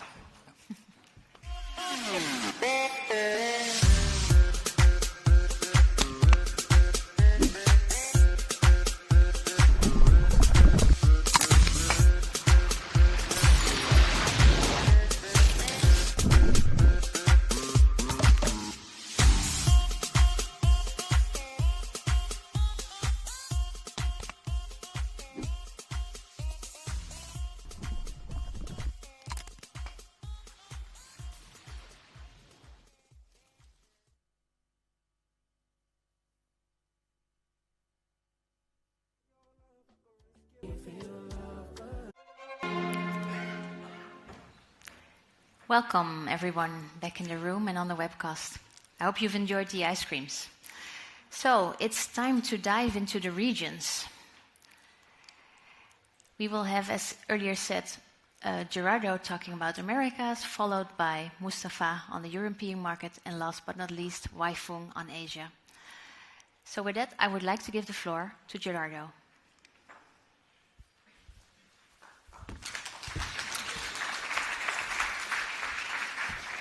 Thank you, Michelle. Good afternoon, everyone. My name is Gerardo Rosansky, and I'm the president of the Americas region at the Magnum Ice Cream Company.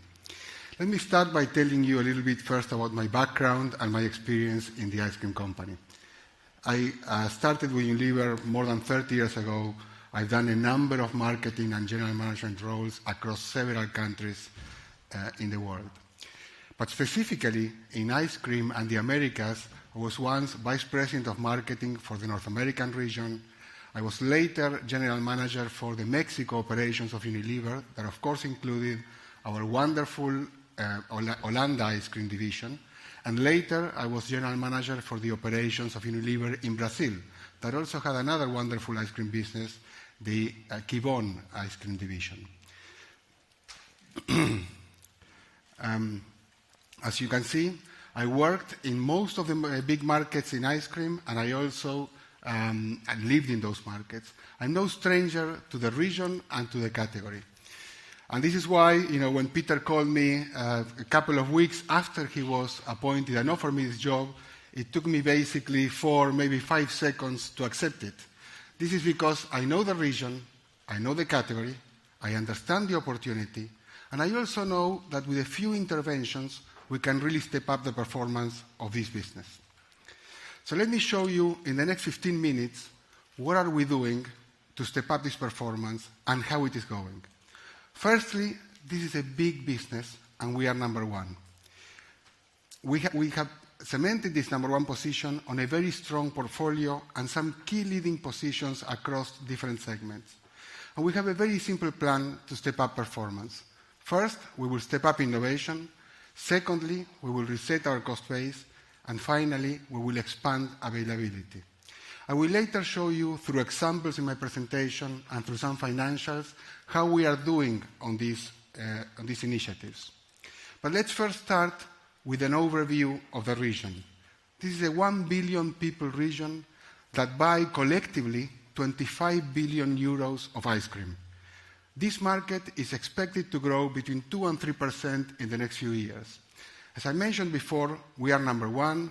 We sell around 3 billion euros of revenue, and we are fully 1/3 of the Magnum Ice Cream Company.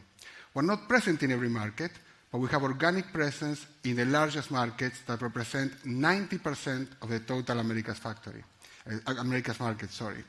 In each of these markets, we have our own manufacturing capacity.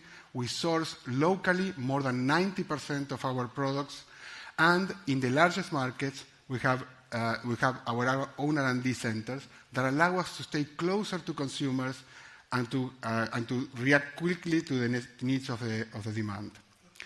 But of course, when you think about the Americas and you have countries like Ecuador or Brazil or the US, you can imagine that under the hood, these markets are quite different. And indeed, in the north, the consumption is much higher and therefore the markets are much higher. In the south, the markets are smaller. There are also differences between channels and occasions. In the north, we sell most of our ice cream through the in-home channel, whilst in the south, we sell most of our ice cream in the away-from-home channel. And whilst we have overall, strong shares across the board, we tend to have higher shares in the south and lower shares in the north. Now, before the announcement of the demerger in the years preceding, the performance of this business was quite challenged. We only grew at mid-single digits. We saw volume declines. We also saw significant market share declines. And in spite of seeing a lot of progress in premiumization, that wasn't sufficient to drive profitability forward. And as Peter mentioned, we're trying to turn this around. And we're building this turnaround plan on 3 key pillars. The first one is to accelerate growth. We will do it in Americas through an innovation step up. We will drive demand creation, and we will also work on channel expansion and product availability. We will also generate funds by working very hard on productivity, where there are a number of initiatives, but I will cover in this presentation 2 that are quite significant for the Americas. The first one is an end-to-end reset of our US supply chain. And the second one is how we are reimagining our sales and distribution system in the away-from-home channel in Latin America. Finally, we will reinvest part of the benefits of this growth plan and the productivity plan into an expansion of capacity, which we'll do mostly through the bottlenecking our existing lines. We will also spend or invest in an expansion of our cabinet fleet for the away-from-home channel. And then finally, of course, we will also invest in our brands. Now, we have a very strong starting point across the region. Very solid positions, very solid portfolios. I could have a slide like this for each market in the region, but of course I chose the US because it's the largest market. As you can see, we hold a number of significant number 1 positions across different aspects of the business. If you think about channels, we are number 1 in grocery, which is the largest channel in the US. If you think about segments or of type of products, we're number 1 in super premium. We're number 1 in wellness that is becoming increasingly relevant. And even if you go to the most basic elements of ice cream, flavors, we're number 1 in vanilla, number 1 in chocolate. These are obviously the most important flavors in the market. And we have a wonderful portfolio that underpins this whole thing. We have a portfolio that covers different price points, different formats, different benefits. Some of these brands have more than 100 years old, and they're still relevant. And we keep on adding to this portfolio as it is needed in order to refresh it and make it more relevant. For example, with the acquisition 2 years ago of Yasso, which is a product based on Greek yogurt, low calories, high levels of protein, and an incredible taste. Now, innovation is critical to our success, and we are stepping up the number of innovations, and also we're trying to make them more on trend. This is an example from our innovation performance in 2024 in the US. We sold, or our innovation generated more retail sales than that of our competitors. And as a matter of fact, if you think about the top 10 innovations in the market, both in packaged ice cream and in frozen novelties, fully more than 50% of those came from the Magnum Ice Cream Company. And we are going to go deeper going forward by focusing on those segments where we think there is a lot of opportunity and where we also have strong leadership. One of those segments is wellness. We see that the wellness occasions will continue to grow. I spoke about our wonderful brand Yasso. We are already leading this segment. Very soon, we're going to be expanding this brand from sticks into the world of pints. That will expand its consumption base. But also, as wellness occasions will grow, indulgence will continue to grow as well. Indulgence is what this category is based about. Indulgence is the most significant driver of consumption of ice cream, and super premium indulgence is a space where we have been investing for a long time and where we also have strong leadership. We will take our largest brand, Ben & Jerry's, that only exists on pints, finally into sticks. you will be able to find your favorite Ben & Jerry's concoction, but now in a stick. You'll be able to control those portions, but still have those wonderful Ben & Jerry's chunks. And then finally, there are a lot of wonderful products out there that do not exist in the ice cream category, products or properties that do not exist in the ice cream category, but that can exist in the ice cream category, and that we will continue to bring in through licensing agreements. There's a lot of that. A lot of people want to work with us. We focus on the best opportunities. Next year, for example, we'll take the #1 candy bar in the US, Reese's, and we will create our ice cream version of it. And then we will take a #1 streamed show in the US, and this is not just for kids. The #1 streamed show in general, those who have small kids know who Bluey is, and we create the Bluey face pop, and we are sure that this will be a major success with the young ones. On top of stepping up on innovation, we will also step up our investment in media, and we'll also do it better. We are investing more in general. Last year, we increased our media investment by 12%, but we dedicated the majority to digital media, social media for the most part, which we increased by 33%. And this combination of more investment and a better media mix is converting into sales better. Last year, we saw our media-attributed sales grow by 25%. We will also continue to invest in the development of the digital commerce platforms. We are investing heavily this year, and we already have a very good position. We are now the number one branded manufacturer in 5 out of the top 6 digital commerce platforms in the US. And then finally, as Peter mentioned, this is a business about occasions. We drive each of our brands. We try to identify what are the best occasions for these brands. We activate against those occasions. And here is an example of Breyers. Breyers is all about sharing. When is sharing more relevant? Around the holidays. Those holidays also happen to be the moments, the peak weekly sales in volume for the category in the US market. And in those peak sales weeks, we also peak on our share. So that's a combination and the power of getting the right brand with the right occasion. Expanding availability is also critical to the success going forward. And of course, we aim to win in every channel, and we do very well in the majority of channels, but there are 3 in particular that I'm raising here where we're taking special action. And the reason is, in the case of digital commerce, already a massive channel at 1.4 billion, but this channel is growing at 10 times the speed of the overall ice cream market. It is critical, obviously, to succeed in this channel. We already have a leading share, we already over-index, and we continue to expand this share. In the last 18 months, we grew our share by 40 bips. Then there are other channels where our performance maybe is not that good, and therefore they represent an incremental opportunity.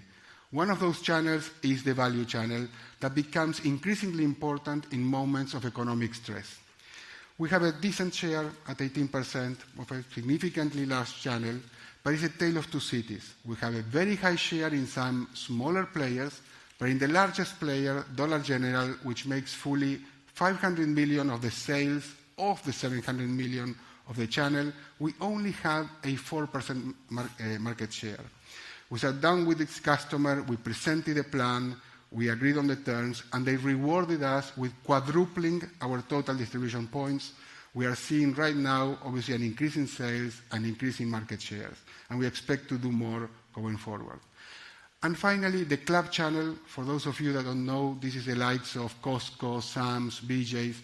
Again, another massive channel that grows very fast in the US, a 1 billion channel where we only have a 4% market share. But this channel has its peculiarities. They don't buy product ranges, they buy specific items.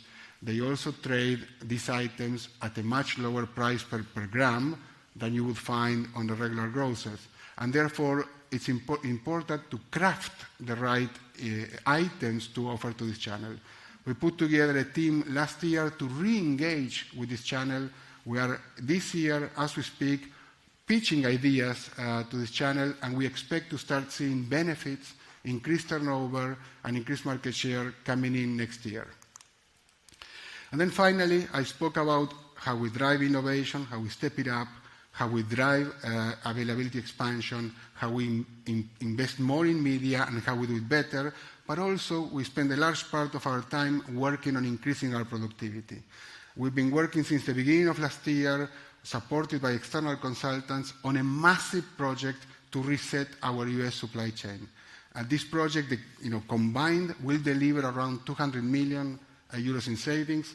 It's already well underway, well into execution. We saw benefit savings coming in last year. There are savings coming in this year, and there is more that will come in the subsequent years. We covered everything from how we buy, how we transport, how we make. We're making some investments into our lines to debottleneck them, to, through technology, accelerate the speed of our lines, reduce the time that the lines are stopped, and therefore we are not only reducing our overall cost, but also increasing our available capacity at the fraction of the cost that it would take to buy or to make a new factory. There's another area where we have to work on productivity, and that is the away-from-home channel in Latin America, which, as I mentioned at the beginning of the presentation, is the largest retail channel for us. And in many of these markets in Latin America, we don't necessarily operate with distributors. A big part of our sales, we operate ourselves. We're our own distributor.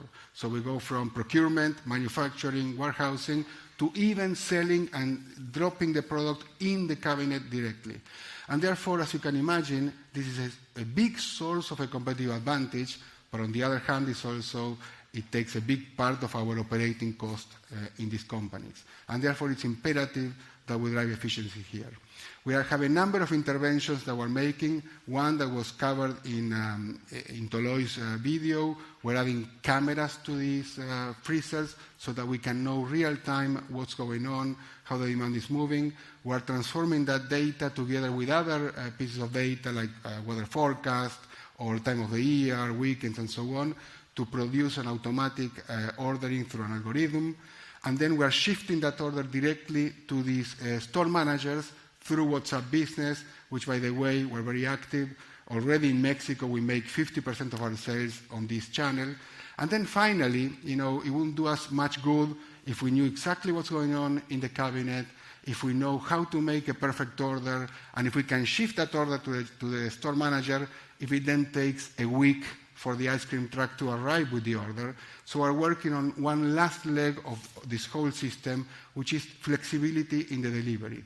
We're setting up small micro-distribution centers. We're piloting this in Mexico, where we have 10 of these, from where we receive these orders and we can dispatch directly through a motorcycle to the cabinet.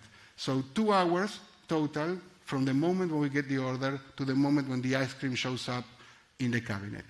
This combined system will allow us to reduce out of stocks, respond to demand more quickly, and eventually also to reduce the number of visits of our salesmen, as we can get everything done in WhatsApp Business, reduce the whole cost, and therefore allow us to expand our availability through more cabinets.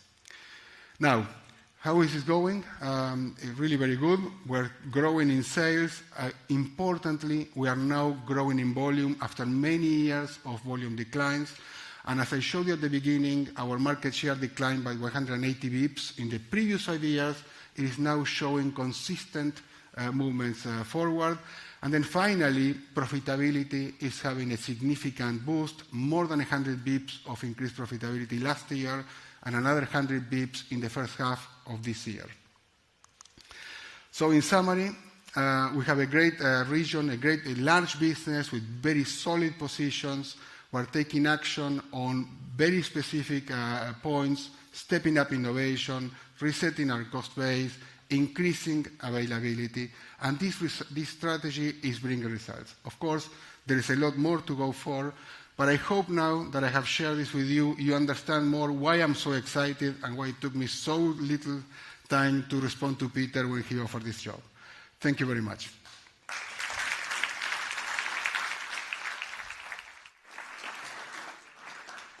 I'm passing over to my colleague Mustafa, who will be talking about Europe. Thank you, Gerardo.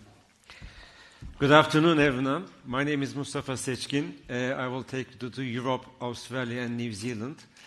Like Gerardo, I am also more than 30 years working in Unilever. Actually, I celebrated my 35 couple of months ago. I worked 15 years in ice cream. I know some of you have been very recently in Turkey and had a chance to see our operations there in ice cream. I was very proudly leading 9 years that business in Turkey in ice cream. Before I had been promoted as Executive Vice President for Turkey for multiple categories of Unilever. I have been working at different categories, of course, for 3 decades and different geographies. I'm very happy to be in that team as of January 24. So, before I start, the key messages that I want to leave you is, first of all, Europe business is large, attractive, and resilient. The second thing is that between 2019 and 2023, business had some serious challenges. It was quite tough. The third thing is that after that, beginning of January 24th, we had a new team in place. We made a lot of changes in the leadership team, and also we set a new strategy, which we are confident that we will bring the business back to growth, a growth which is profitable and also competitive. We are very conscious about our profitability position and totally not satisfied. And we see massive opportunity. That's why a very granular productivity plan is in place and already started. Last but not the least, the progress in the last 1.5 years shows very good signals, which I will share for you. Yes, of course, a lot to be done in the plan period. Let me start with the region first. It's a 3.1 billion region, which makes 40% of the total business. We are almost everywhere in Europe. We are operating with 9 clusters that you can see. And some of you may ask why ANZ, Australia, New Zealand. We believe that the consumer similarities are very large, customer similarities are very large, and this is the best way to manage this very high capital consumption ANZ together with Europe. Time difference is large. This is maybe the disadvantage, which is quite manageable. Coming to market position, we have clear number 1, and relative market share, we have the double size of our nearest competitor. And last but not the least, 50% of this turnover comes through Magnum and Ben & Jerry's, which says a lot about the brand strength in the region.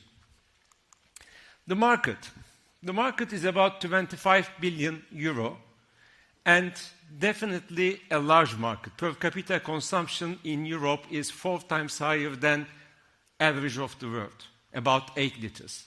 Within that one, we have very high capita, especially in the north, and also between it varies 5 to 25. So basically, average is 8.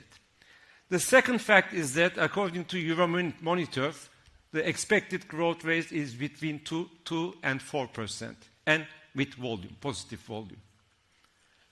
And it is slightly ahead of the snacking category forecast that Euromonitor indicates. The last part is also very important. I think in the last 4 or 5 years, the business or the market has been tested quite interestingly by COVID, which was an up elevator in terms of volume. We have seen an inflationary period in Europe, which put some pressure on the consumer. Still volume was flat or positive. And also, of course, the catalyst factor of the cacao, even at that time, volume was positive. So we believe that it's a resilient market as well. The last 4 years, I said it was tough and challenging. I think the charts speak itself. I will not go one by one, but it was years of persistent volume loss, coupled with market share loss, and obviously profitability also eroded. So definitely it was a period which all key indicators were going to south. One of the root cause analysis, of course we have done a lot of analysis of this period. There are multi-reasons as can be expected, but overarching theme is the lack of focus because of, Peter mentioned, the 5 category leading that one. And ice cream definitely has some strategic priorities different than the sometimes rest of them. So that was an overarching reason that we can identify across the business. But we have very clear strengths as well that we have to recognize and understand very well. First of all, we have admirable brands with very high equity, of course. Secondly, we have 12 factories, which is very well placed across Europe. And we have 1 million cabinets, which makes our reach really uncomparable. We have triple leadership across channels. Last but not the least, we have a team which has been completely renewed. 7 out of the 9 general managers, they started as of 25, some of them earlier, so in the last 18 months.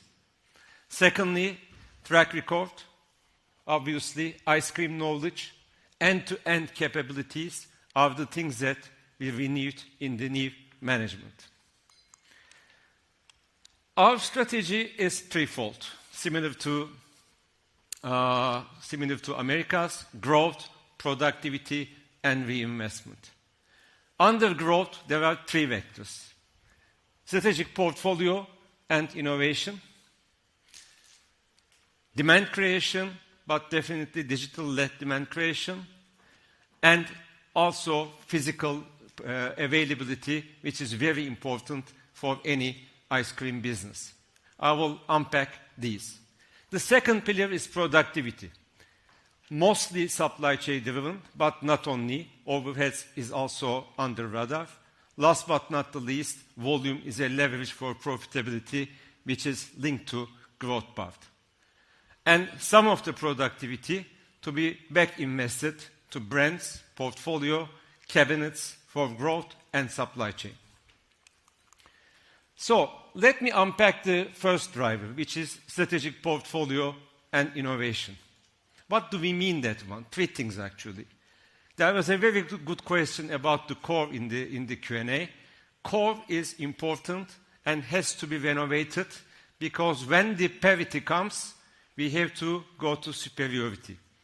It's a bit rat race, and every year we will renovate, and we are renovating our core at scale. 25% of the portfolio in 26 will be renovated. It's a bit boring versus innovation renovation, but it is very important and it is in place.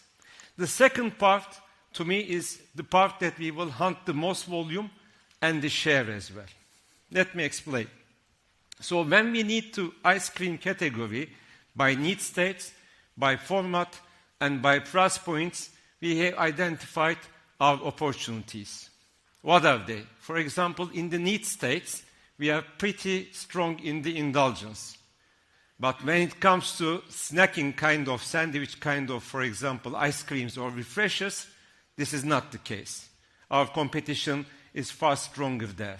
So we strategically innovate in these areas, definitely to hunt volume and the share as well, while keeping our very strong position in indulgence.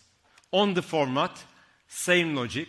We are very strong in some format like sticks and pints, but in some of them we identified our opportunities and we are again investing and innovating there. This part is also very important in Europe because the inflation and the consumer pressure is obviously there. And then again, in the premiumization, we have been very successful with Magnum, Ben & Jerry's, less so on the bottom end where we gave a lot of space, volume to competition. And definitely, we are trying to make our innovation program addressing these areas as well.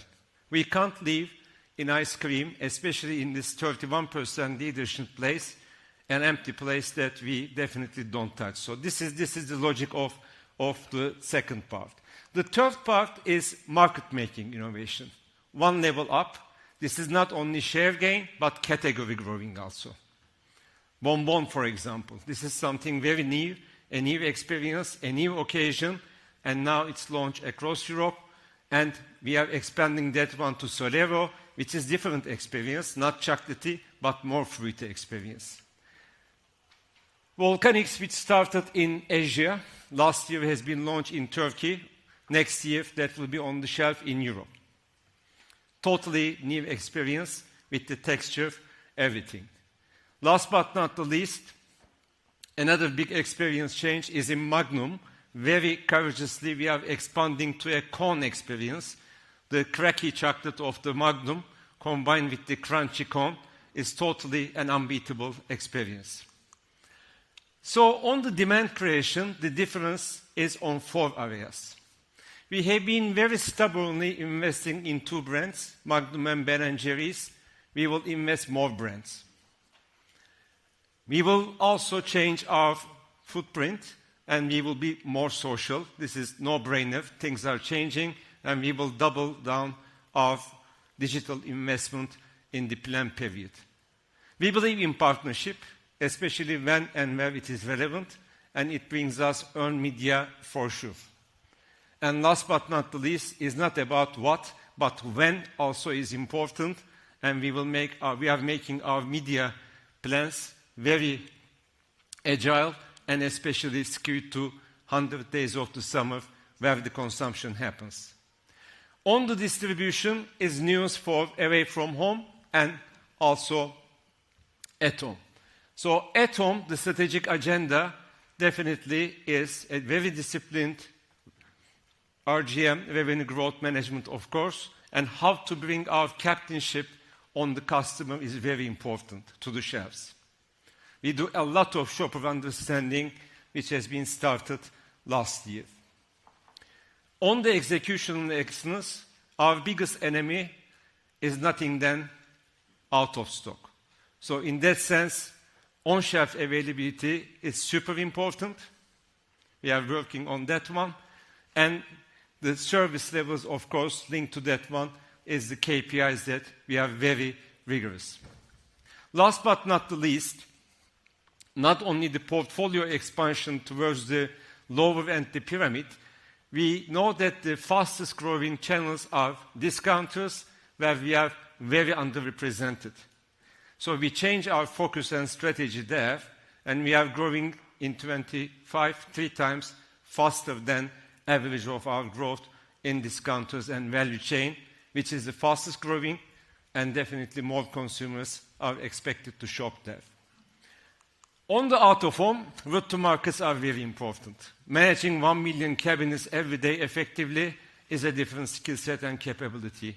And we have identified in a few countries some tied and definitely a fixed requirement countries, Italy, France, and also Netherlands, are the areas that we are refixing and looking every part of the route to markets.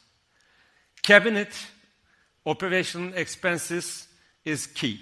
When you have 1 billion, it can make a really a big nightmare. So that's why bringing innovation, how to make it very proactively, you can see one example outside, is something that we are working on that one.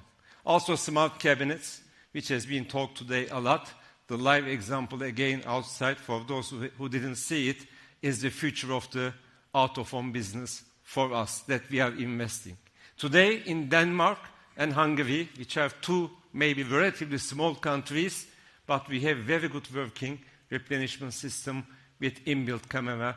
It's working extremely well, which we will expand.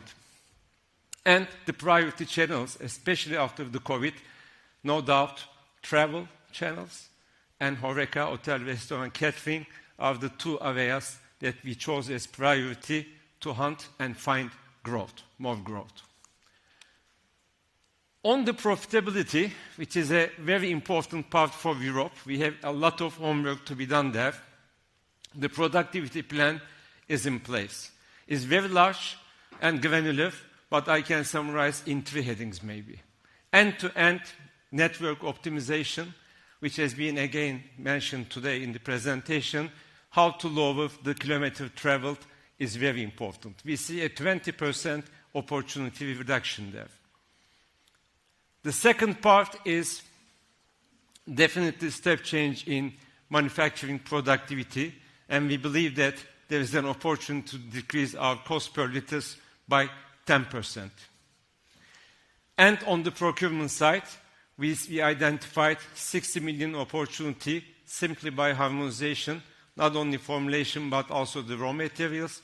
And also we have a very focused, compared to past, a procurement team who only think every day about our own ecosystem and raw material, etc. So it's quite different. A lot of focus and specialization has been put there. Results, always important. So basically in 24, we have seen some acceleration in our growth, which makes us quite happy. But also it was very important that it came with the volume and we stabilized the share in 24. After many years of the volume decline in Europe and Australia, New Zealand, first time we have seen small but important growth in volume. About 1.7% is a bit relative, is it small or not, but definitely a good one. Half 1 25, even better. We have 6%, 6.1% growth in half 1, half volume, 3%. And also we have seen our competitive has increased to almost 90 bips, which is an indication of our strategy, and it gives us confidence that definitely the strategy is getting good results, but we are very conscious that we have a big homework and a lot to be done. So let me summarize the key messages that I try to put in the beginning of that. First of all, Europe is a large, attractive, and resilient market.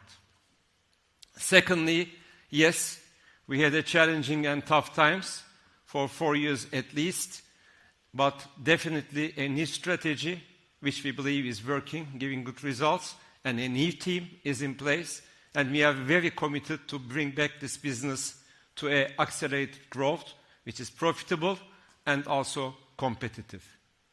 We have a granular productivity program in place, which already started to definitely give us some results. And last but not the least, the 18 months performance proves that the strategy is working well. Again, a lot of things to be done in the plan period. Thank you very much. And for Asia and Metza, Weifang will join the stage. Thank you, Weifang. Thank you, Mustafa. What happened to the applause? But anyhow. Good afternoon, everyone, and good afternoon to all those who are online. My name is Weifang Lo. I'm the president of Asia and also the general manager of China at the Magnum Ice Cream Company. I'm a little younger than my two other counterparts. I'm only like about 28 years with Unilever, and I've done mostly sales and also with the categories over the last 28 years. And I'm a Singaporean, so forgive my sometimes Singlish, yeah. But hopefully you understand me. And I moved actually from Singapore to China when I was 28, yeah. And that has been some time back, obviously. And I'm now living in Shanghai and looking after the Asia region. And together with Toloi, who's my other partner in crime, we're responsible for the Asia, Middle East, and Africa. So before I actually go into some of the details and explaining some parts of the region to you guys, you may be asking, right? So yeah, okay, what's going to be new? I've heard your two other colleagues, okay? This is going to be a little bit quite different, okay? First of all, yeah, first and foremost, and this is the one thing that I want you guys to remember, EMEA is the fastest growing and the most profitable region in the group. That's number one, okay? And we've had actually showed quite strong historical performance, which I'll show you in a minute. Our strategy is really focused on volume-led market share growth, and we're going to do this through a couple of pillars, which I'll talk through. So we're driving innovations through formats and on trends. We are pricing the right portfolio at the key snacking price points. We are growing occasions and driving digital-led social-first demand creation. We are also increasing availability across channels and driving digitization. And we have already, in market, dedicated teams end-to-end. That we are, and especially we have upgraded talents actually in sales and supply chain. And that's where we are actually going to grow our ice cream expertise moving forward to be able to lead the agenda in the region. So I'll show you a little bit about who we are. So first of all, we're about 2 billion in revenue. Some of our largest countries are actually Turkey, China, Philippines, and Indonesia. We are on the average about 11% in market share. Yeah, but it actually ranges quite a lot across our region. So we have Turkey at more than 80%, Southeast Asia between 30 and 60, China at about 11, and of course there are white space markets like Japan where we are not yet present. We have 17 factories in the region. Over 85% of our products are actually manufactured and sourced locally. We have R&D centers across Shanghai, Bangkok, Bangalore, Istanbul, just to name a few. And that's really important for us, right? Because that's where we actually get our local insights to be able to drive our localized strategies. Our current footprint stands at 1.3 million cabinets, and earlier there was a question on where these cabinets are. So we have about half of where we are globally, and we are investing for more. And obviously, when you see this beautiful map, we are number 1 across most of our key markets, with the exception of China and India at number 2. And yes, I hear you. Yeah, don't rush. We're about consistent and competitive growth. So we will get there, and for sure it's going to be worth the wait, Peter. So our region actually is large, attractive, and growing, right? And why is that? So we have a large and young population. Large, we have 80% of the global population. Young, the average age actually is about 32. And why? What does it mean, right? It means really we have a large group of consumers who are actually in their prime, either working, spending, family forming, and literally growing up on digital.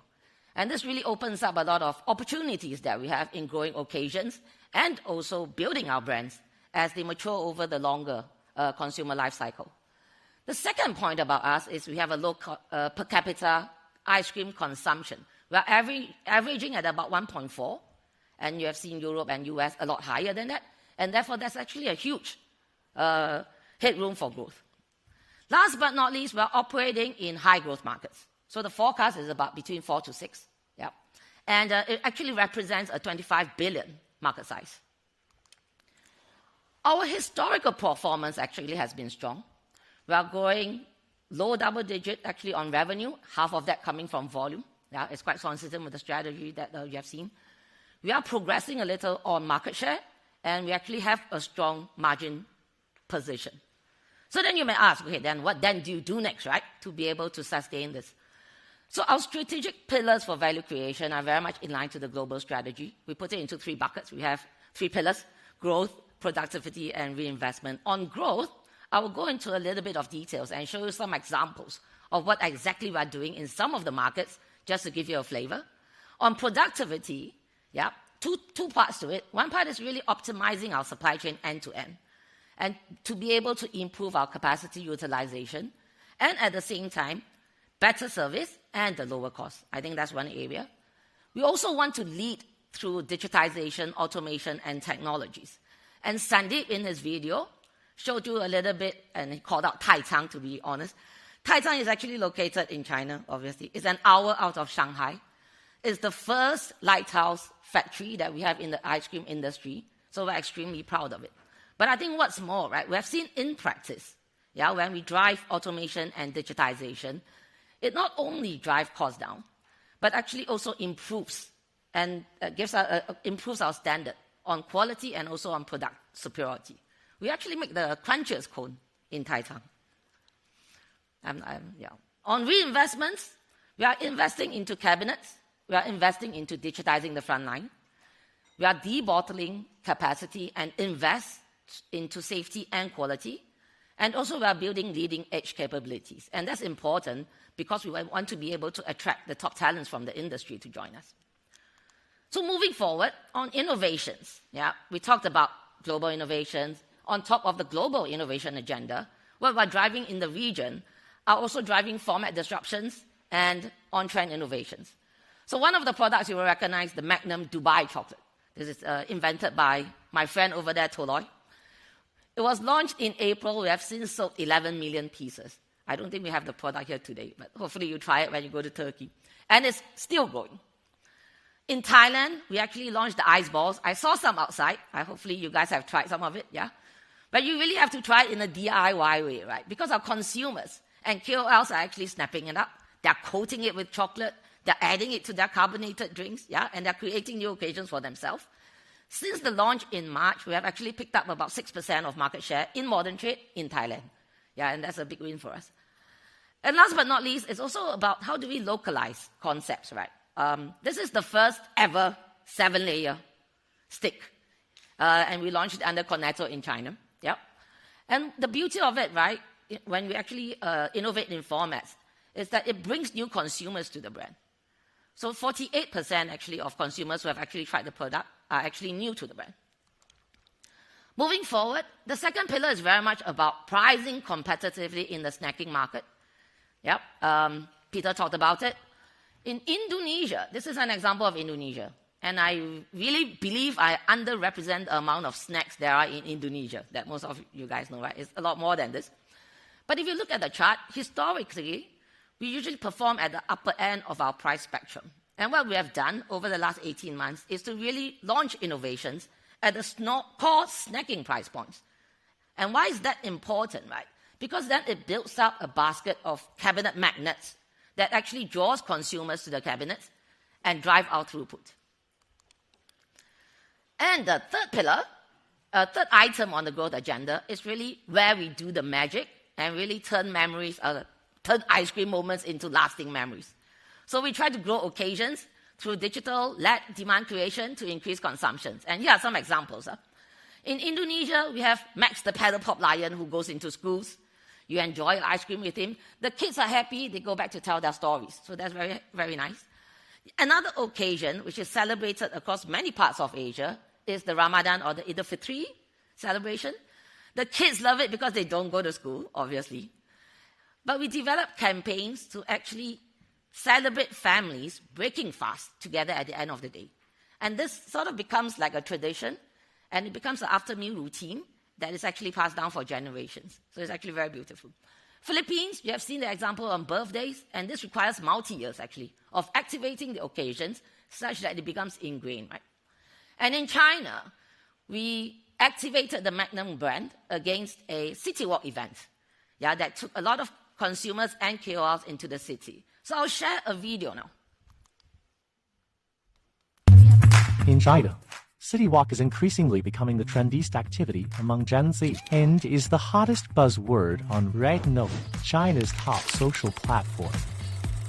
This year, the Magnum Pleasure Store took over the entire Anfu Road, the most popular destination for trendsetters in Shanghai.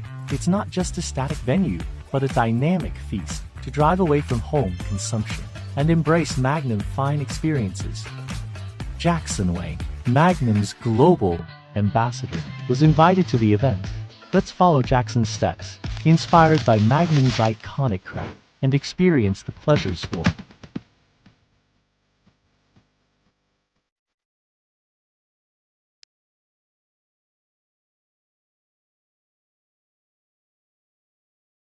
Popular influencers to play the one-day store manager, which boosted consumer engagement of more than 800,000 consumers, and leveraging user-generated content to create over 60 million impressions. Magnum continues to disrupt ice cream experiences in China, delighting millions of consumers. Nothing cracks like a Magnum.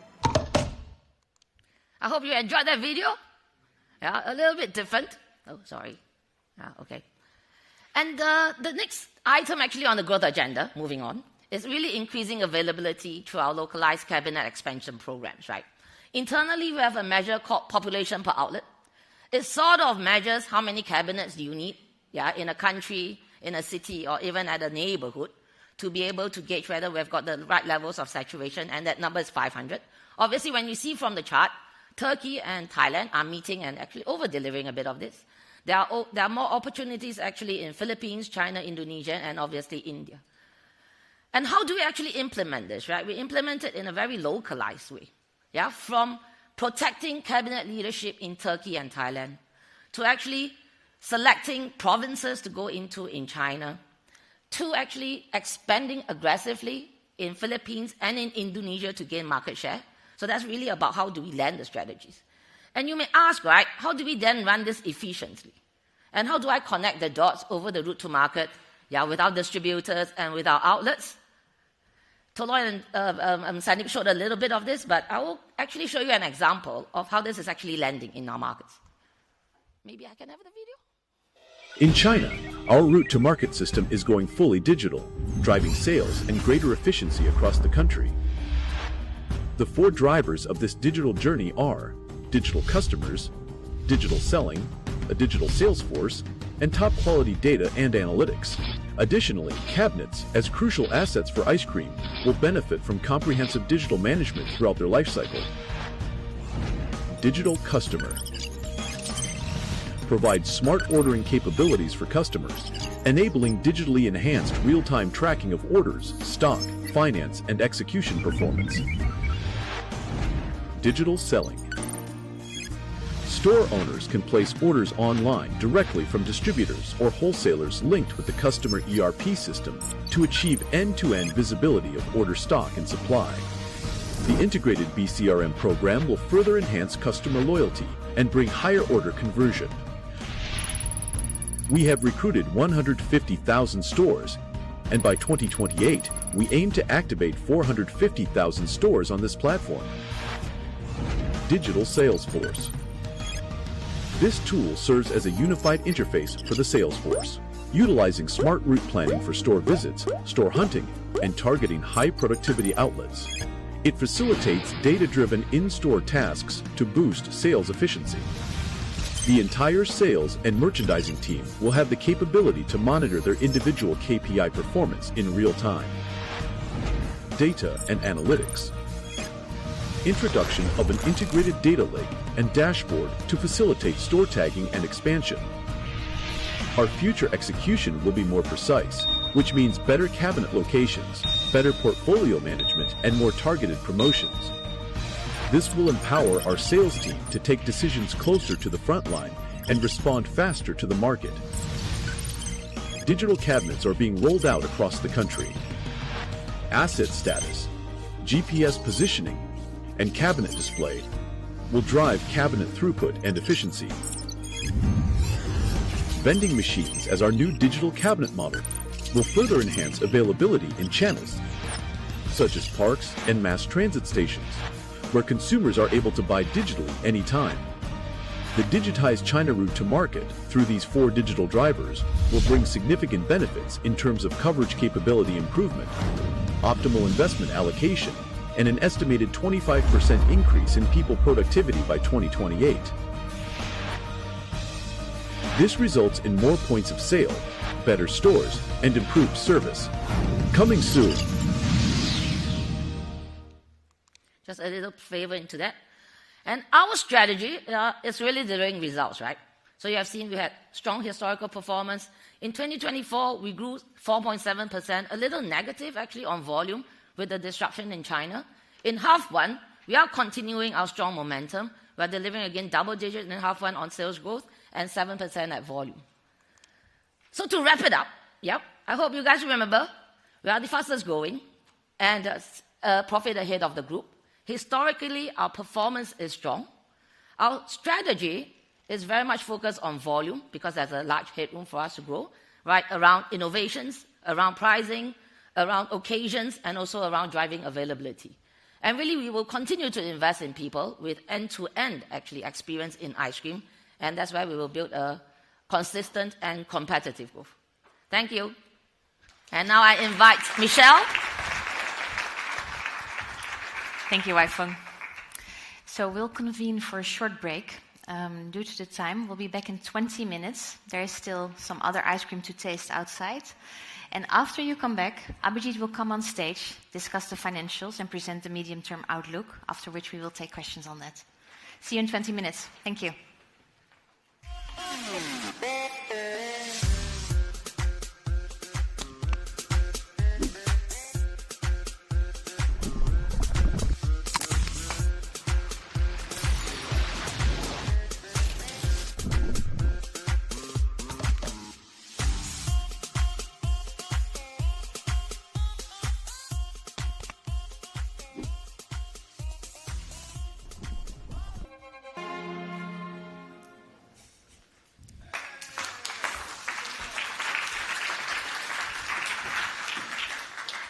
Good afternoon, everybody, and welcome back after yet another ice cream session. I hope you've had your fill. If you've not, we have another session even after this. So hold your horses. And to those on the webcast, I can only apologize saying, hey, you know, you missed a real great ice cream treat. My name is Abhijit Bhattacharya. I'm the CFO of the Magnum Ice Cream Company. A little bit about myself. I was the CFO of Royal Philips for the last 10 years. I had the good fortune of being part of the team that transformed Philips from an industrial conglomerate to a healthcare-focused company. Did a lot of M&A at that time. We acquired 30 companies, but we also divested 7, 8 big entities. I had the good fortune of leading a lot of them. When I counted, this is my 6th large carve-out. I was part of the carve-out of NXP, which is a semiconductor company, but also the television business of Philips, the IPO of lighting, which was Signify, the domestic appliances business. So actually when Peter called me and said, do you want to be part of forming the largest ice cream company in the world, it was very difficult to say no. But I had to cross his magic threshold, because he said, if you don't have 10 years of consumer experience, you don't make the team. I worked for 12 years in the consumer business, so I said, okay, that works. So Peter said, come on board, and here I am. What I'm going to attempt to do in the next 40 minutes is to tell you a little bit. You heard the plan, you heard the actions we are taking. What does it mean in terms of numbers? Because ultimately, I guess most of us have to see that it all squares. After that, we suspect that there may be a couple of questions, so we have time for Q&A, and then after that, again, the next round of ice cream. So what holds you back between the ice cream is just my presentation for the next few minutes. What do I want to tell you? You saw in the regional presentations that a lot of the numbers are delivering, right? You saw that, yes, we had troubled times in the US, we had difficult period in Europe, but performance increased. I will show you how that works for the full company. I want to share with you key parts of the self-help plan that we have to drive margin expansion. I think that's critical to understand that a lot of it just depends on us, and we have a fantastic execution team which is working on it. I will give you color on the capital allocation policy and how that supports our growth strategy. And last but not the least, I will give you some detail and color in terms of the targets that we have set for ourselves, both internally and of course committed externally, but very importantly, there's complete clarity in the organization as to what we want to drive in the coming years. If I move to our performance till 2024, you see that, you know, from a volume point of view, we have been losing over a 10-year period, we have been losing volume. It's the first time it came back last year. You see the same in terms of market share. You know, losing steadily, not by big chunks, but now we've turned the corner. Most importantly, you see that as you lose top line and volume, you lose margins. That's the problem with our business, but that's also the opportunity, because if we drive volume growth, we will get margin expansion. And last but not the least, you know, after a flat EBITDA for a number of years, you see a step up of 100 million last year. So that shows that the plan is already working. I want to show you a bit of a balanced scorecard, not just on these parameters, but across the board in terms of growth. And you see that we grew 2.8%. And now I'm going to introduce a little bit of complexity in all of this. The numbers we present to you is the carve-out numbers that we have based on how we separate on day one, which is in the middle of November. We don't have India in these numbers because that comes later. So for those of you who saw the 3.7% growth in the reported number of Unilever, you know where the difference comes from. Most importantly, we got back to volume growth. And I will compare ourselves later with a peer group, and you see that we are really at the top of the table in terms of getting back volume growth.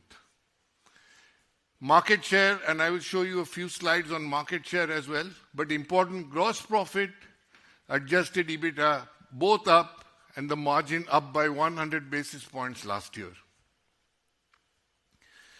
We've been talking about our productivity program. I will give you some details, but you see that this is not something that is a PowerPoint that still has to be implemented. This is up and running, and 70 million already. What you see here, and this is an important chart, you see that the improvement that is happening in the company is happening across the world. This is not driven in one pocket in Asia or a pocket in Europe, it's happening across the world. You see the step up in profitability is strong in North America, the Americas and in AMEA. Europe had a big productivity program but challenged with the cocoa price increase, but still managed to step up. So across the board we are getting back to good growth. But looking at ourselves and comparing ourselves to ourselves doesn't really matter unless you're winning in the marketplace. And this is the chart. If you look at the dark line, appropriately I think colored in the color of chocolate, you see that we have been consistently delivering on the market share improvement. We started the trend in Q1. We were still down but improving. And over the last 4 quarters, we have been continuously gaining. An important point that Peter made, people often ask about private label. If you look at a 10-year period, their shares in the market have been flat. So they have a place to play, but it's not that they're coming after the bigger players or that you are able to challenge, let's say, the bigger established players. Now, this was 2024 and a bit of 2025. How have we done in the first half of 2025? First quarter, 4% growth, half of it in volume. So I picked up a few questions on volume, etc. This is a key indicator for us. Q2, 7% growth, 5% from volume. It's a big number and a big growth, and also competitively a big advantage that we've started to now really clock in. And I'll now show you exactly the same dashboard for the first half of the year. You see the 5.8% growth. You see the volume growth in the first half of 3.5%, which is more than half the organic sales growth. And you see us continuing to gain market share. You may question me, hey, your profit is down in terms of gross profit by 4 million. And the EBITDA margin is down 30 basis points this year versus last year. Very, very important to know. We had a headwind of 340 basis points in the first half of the year. Unprecedented, 340. 290 from commodity prices and 50 basis points from FX. So if you see that, we have actually been able to neutralize 310 basis points in half a year. And that would not have happened if we didn't have our pricing machinery working and our productivity engine delivering.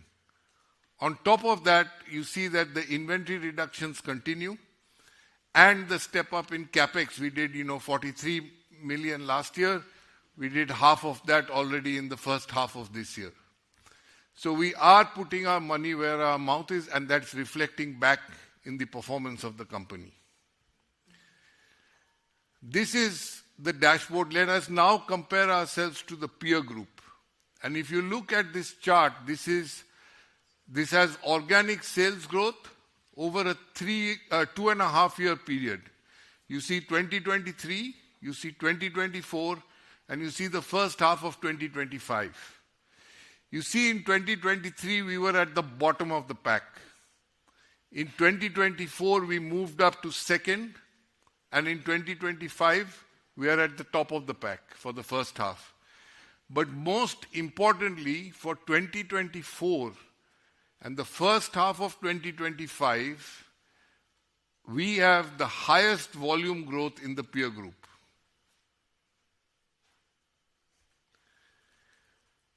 what does this mean for profit? Because if we drive top line, we have the productivity program under control, what does it mean for profit? Same format, 2023, we were bringing up the tail. We lost actually 70 basis points when others were making money. Last year, we were almost at the top of the pack, 5 bips behind. And this year, everybody of our peer group is feeling the pressure of commodity prices. We have been able to mitigate by far the largest amount as anybody else in the peer group. Let me now move on to the next part, which is our overall strategy. Peter spent some time this morning giving us, let's say, the overview of what we are doing. I will go a little bit into detail on a few elements. The first pillar is growth, and I just want to emphasize that that's the key pillar of our overall strategy. Why do I say that? Because we have built that into our incentive programs. As you saw from Ronald's presentation this morning, the short-term incentive has growth, the long-term incentive has growth. Both are critical. You know, if you, for example, have one tough year, you still have to make in that period your growth target so that you are able to catch the LTI. The second important part, and you will see that when I present the capital allocation policy, we have factored in the investments that we need to drive growth. It is in the financial plan that we will present. You saw this slide from Peter this morning, and I just want to provide a little bit of clarity on what we are doing for growth. So if you look at the past couple of years, we were around the 3%, just shy, and we are now planning to move to the 3 to 5% range. The important point to say here is that this is an annual average improvement in a market that grows 3 to 4%. So the market grows 3 to 4. We expect on an average over the medium term to deliver 3 to 5. That could be in a year which we are at the higher end of the guidance, could be a year where we are at the lower end, but on average, this is how we expect this to pan out. The three biggest levers, I know we've said this earlier in the morning. Somebody once told me that the power of advertising is in repetition, so let me try again. Innovation and occasions are our biggest driver of growth. You see that? Availability expansion, you heard about our cabinets, the money we want to put to further grow our distribution. And last but not the least, we have some fantastic brands. They are in particular geographies. We have the ability to grow them in other geographies. You saw many times the reference to Yasso this morning. We have done the first customer tests in Europe. They've come out extremely well. It's a business that grows, I think, 22-23% CAGR over the last 5 years in the US. If we are able to replicate that success in the rest of the world, really gives us a boost to drive growth. On sales, I'm going to cover one more on growth and sales. One more slide which may take you by surprise. The slide may look a bit complicated, but let me walk you through it. On the left-hand side, what I've attempted to do is to look at how seasonal we are, because the often discussion around ice cream is, yeah, you're a volatile business and, you know, oh, is the sun shining today? Are you in a good mood? Actually, if you look at it overall globally, we've looked at it here for 15 years, but if you look at the last 20 years, for the period May to September every year, we do between 53 and 55% of our sales. You see the dark line there, it's flat as a pancake. You could have great years in Europe, they're compensated somewhere else, but this is a seasonal business, but it's not volatile. What we cannot predict accurately yet is what happens between the months.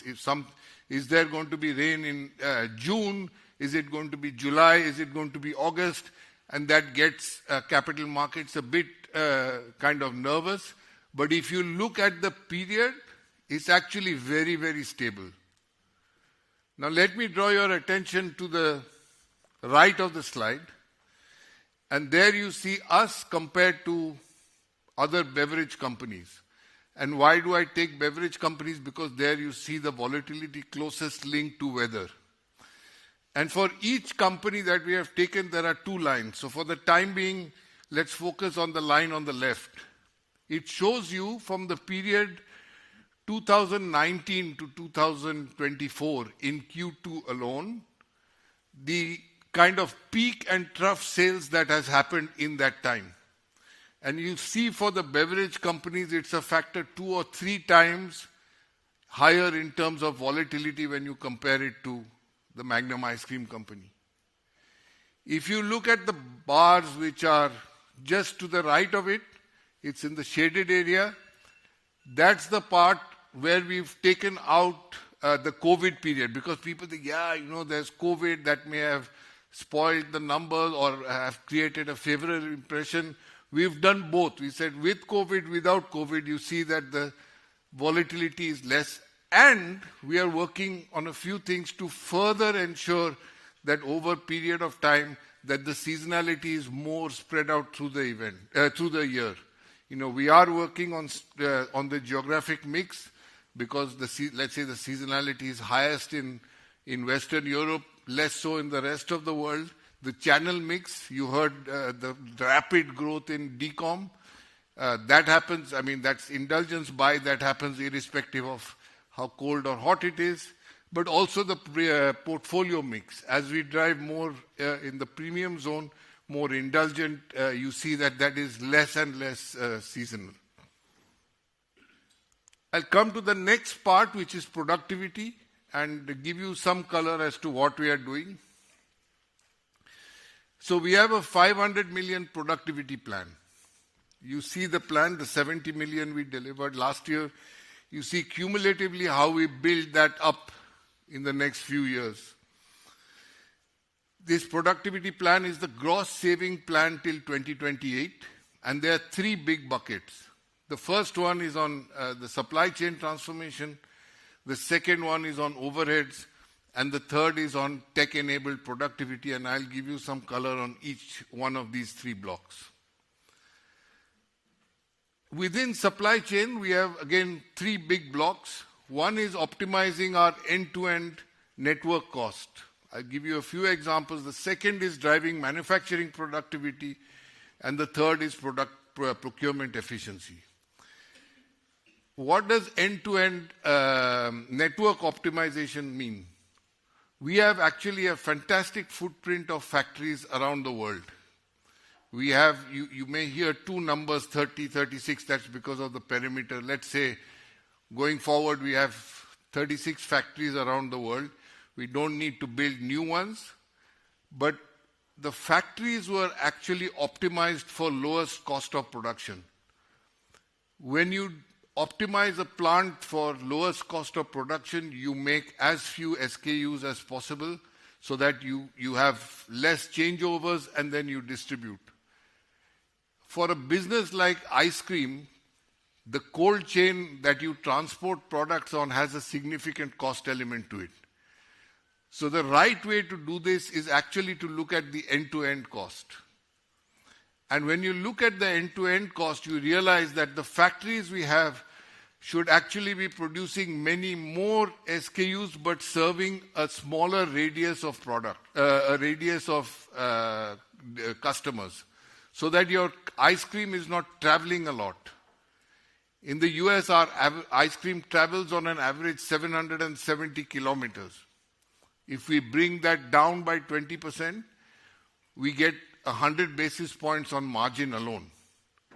So that is the big changing productivity that we are driving there. And the other important one is debottlenecking of the factory. So for example, we have a factory where if you're packing line is manual, you can produce ice cream at a level of 100, pack at a level of 80. You cannot produce the 100 because otherwise you can't pack it.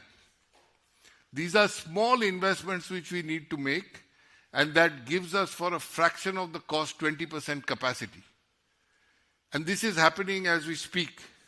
So in terms of network, for example, in Europe, we are reducing our distribution centers from 29 to 10. So we are cutting it by 2/3. So that is, again, you produce in factories a wider range of products. They travel less. You have lower inventory because you have lower stocking points. And then we have smaller distribution centers for last mile distribution, which helps you really to bring the cost down. So that's a big thing. I'll give you another example. We were in our factory in Covington in Tennessee, and there are issues around labor, and therefore we were again constrained in terms of our packing capacity. We have now automated that line, and it gives us 8% additional capacity in the whole plant. We have another one in our, maybe I give you the Ben & Jerry's example. We used to produce all our Ben & Jerry's for the US out of Vermont. We have moved 25% of that production to Sikeston. Sikeston, by the way, is the largest ice cream factory in the world for anybody, not just us.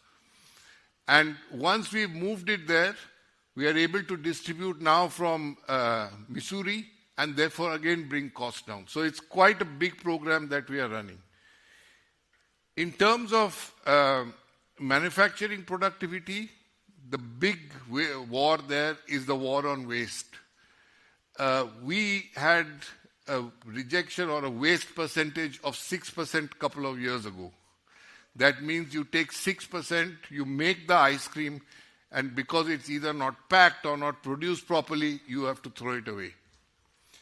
We have, in the last couple of years, brought that down by 25%, and by 2028, we will bring that to just below 3%. You saw earlier today Taichung at 2%. If we get all our factories to around 3%, that's just 100 bips in gross margin just on waste alone. I think the most exciting part is on procurement. Because, being part of Unilever and looking at the Pareto of big purchases you don't get the same importance that you get when you just look at the ice cream category. So we have really, in 4 categories, we have very, very strong category teams who are specialists in cocoa, in dairy, in sugar, and in energy. And they make their curves, etc., in terms of what they expect. On a weekly basis, Sandeep, me, and Peter, we sit together with the teams and decide what we are going to cover for, what we expect market developments to happen, together with the team, and it gets the highest level of attention in the company. And with that, you are able to do quite a few things that we couldn't do earlier. The other point is that we have much more flexibility also on hedging.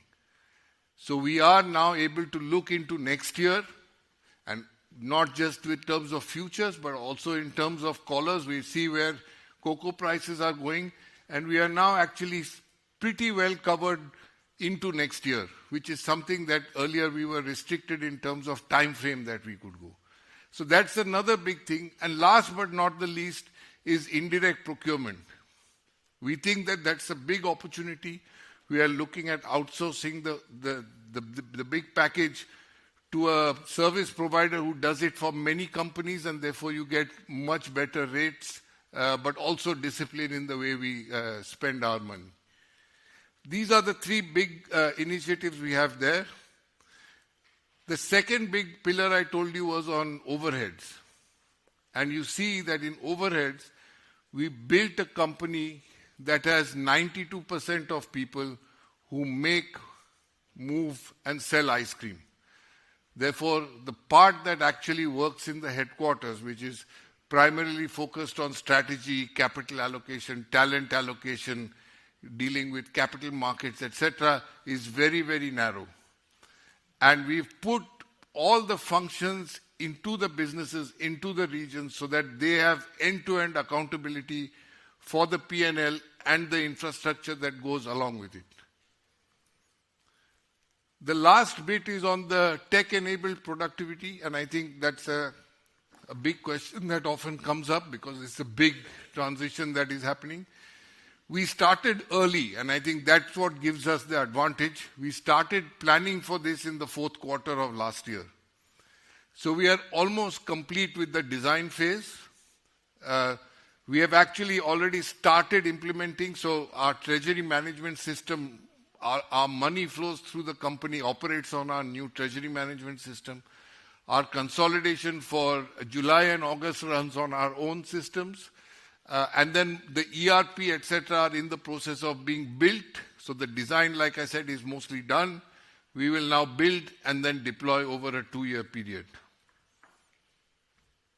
This actually supports us in the global business solutions that we are building as well.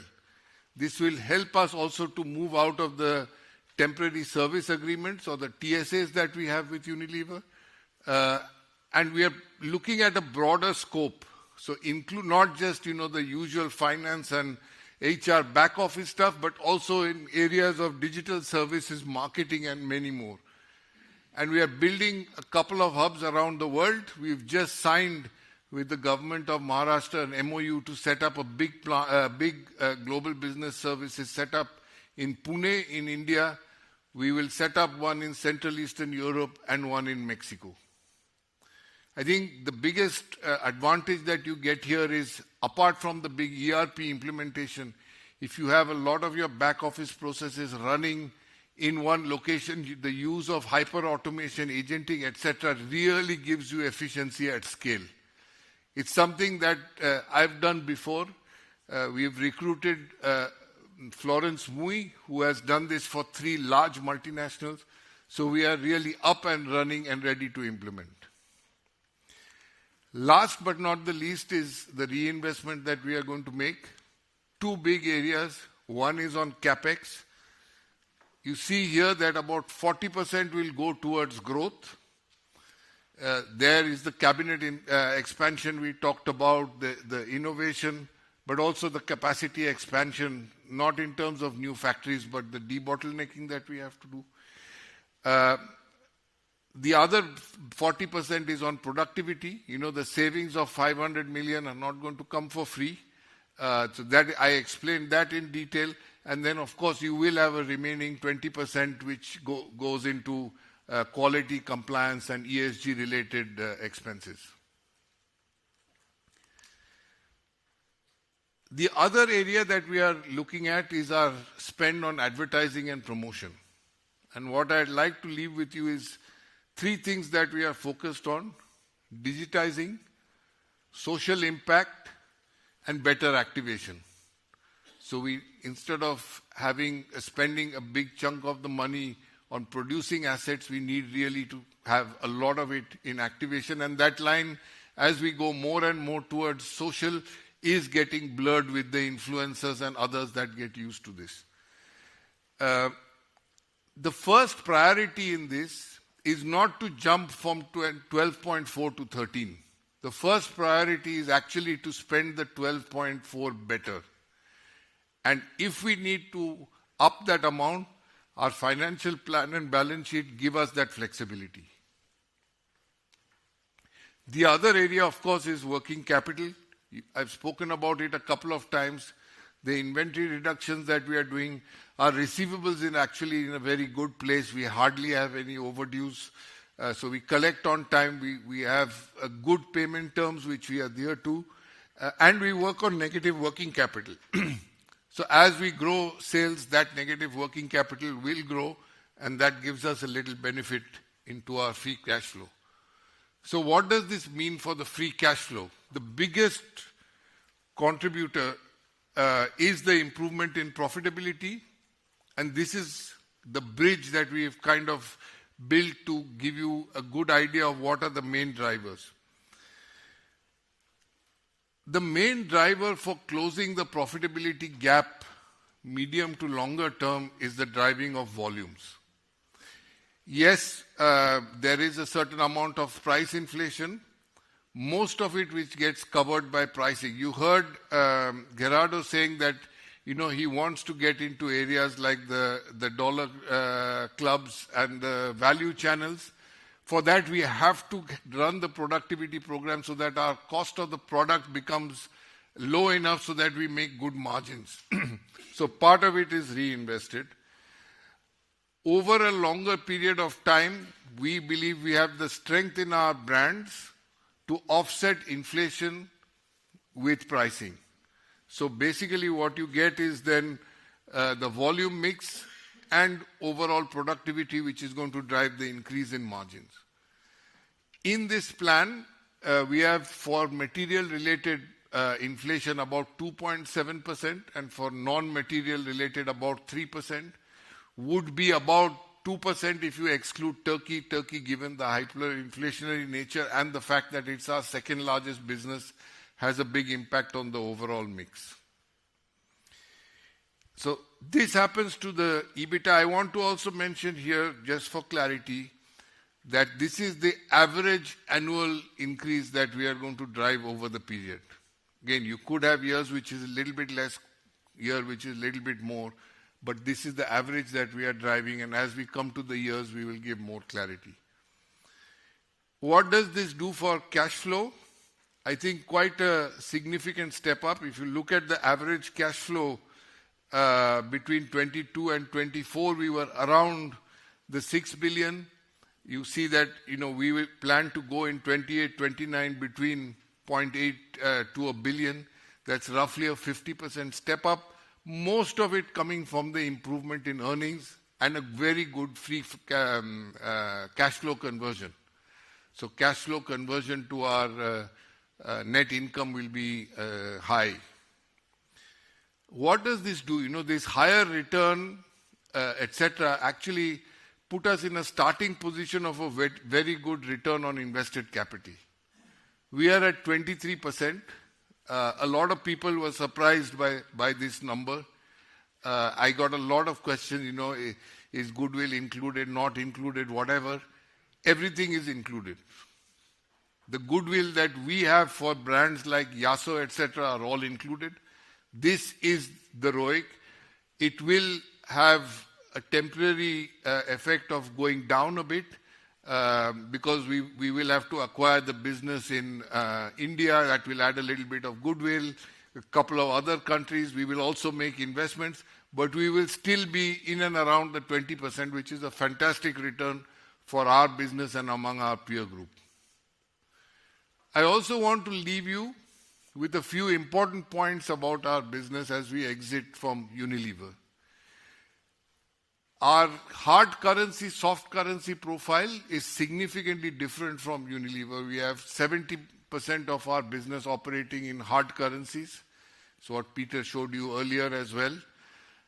Turkey, yes, is hit by inflation, but we have demonstrated the ability in a hyperinflationary situation to price accordingly. So when the local market prices go up, we are able to price, and Turkey is about 8% of the remaining 30%. The second important fact is that about more than 90% of our businesses are local for local. So therefore, the discussion on tariff is, let's say, not as relevant for us as a lot of other industries. If you look in the US, we are above 92% local for local. And then the last one is a lot of interest in, how big is cocoa exposure, how big is dairy exposure. You have it all here. 22% of our overall material and packaging cost is cocoa. If you look at that as a percentage of sales, is about maybe 8%, give or take. So then you have a good idea of what it is and how we manage it and what could be the impact. But be aware also that this is an industry impact. It's not just a Magnum ice cream company impact. Couple of more things which people are often asking me is about the separation cost. We will spend about 800 million on separation. More than half of it is on technology. So Mark, who is here, who's our Chief Information Technology Officer, has a lot of money to spend, but he has also a big delivery to give us. We work very closely with him and the team. Important also is that 80% of the separation costs would be incurred by next year, which also means that our separation will happen at a very rapid pace. We are looking to exit all TSAs by 2027. And we will have restructuring costs in the bandwidth of 75 bips to 80 bips. Let me also update you on where we stand regarding separation. It's a very complex process around the world, multiple legal entities, factories, etc. We are a separate standalone legal company operating already from 1st of July. So this is something important to note, that it's not something to happen, but we are operating, of course, fully owned by Unilever. Another important part is that we have agreed on a net debt to EBITDA leverage ratio, and that is at 2.4, which puts us nicely in the investment grade rating. We have obtained the credit rating from Moody's. Maybe between the time that I walked on stage and I will walk off, we may get it also from S&P. The lawyers are wouldn't say arguing, but discussing the last words of the press release. But there we should be in a good place. I think you've all seen the announcement that Unilever will retain a 20% stake. I think that clearly signals the confidence that Unilever has and the support that they will give us to ensure that this transition is done in the best possible manner. And most importantly, not only have we signed the TSA agreements, we are actually now already in the month of September beginning to exit some of the TSA. So the exit plan is pretty rapid, and I will show that to you on the next page.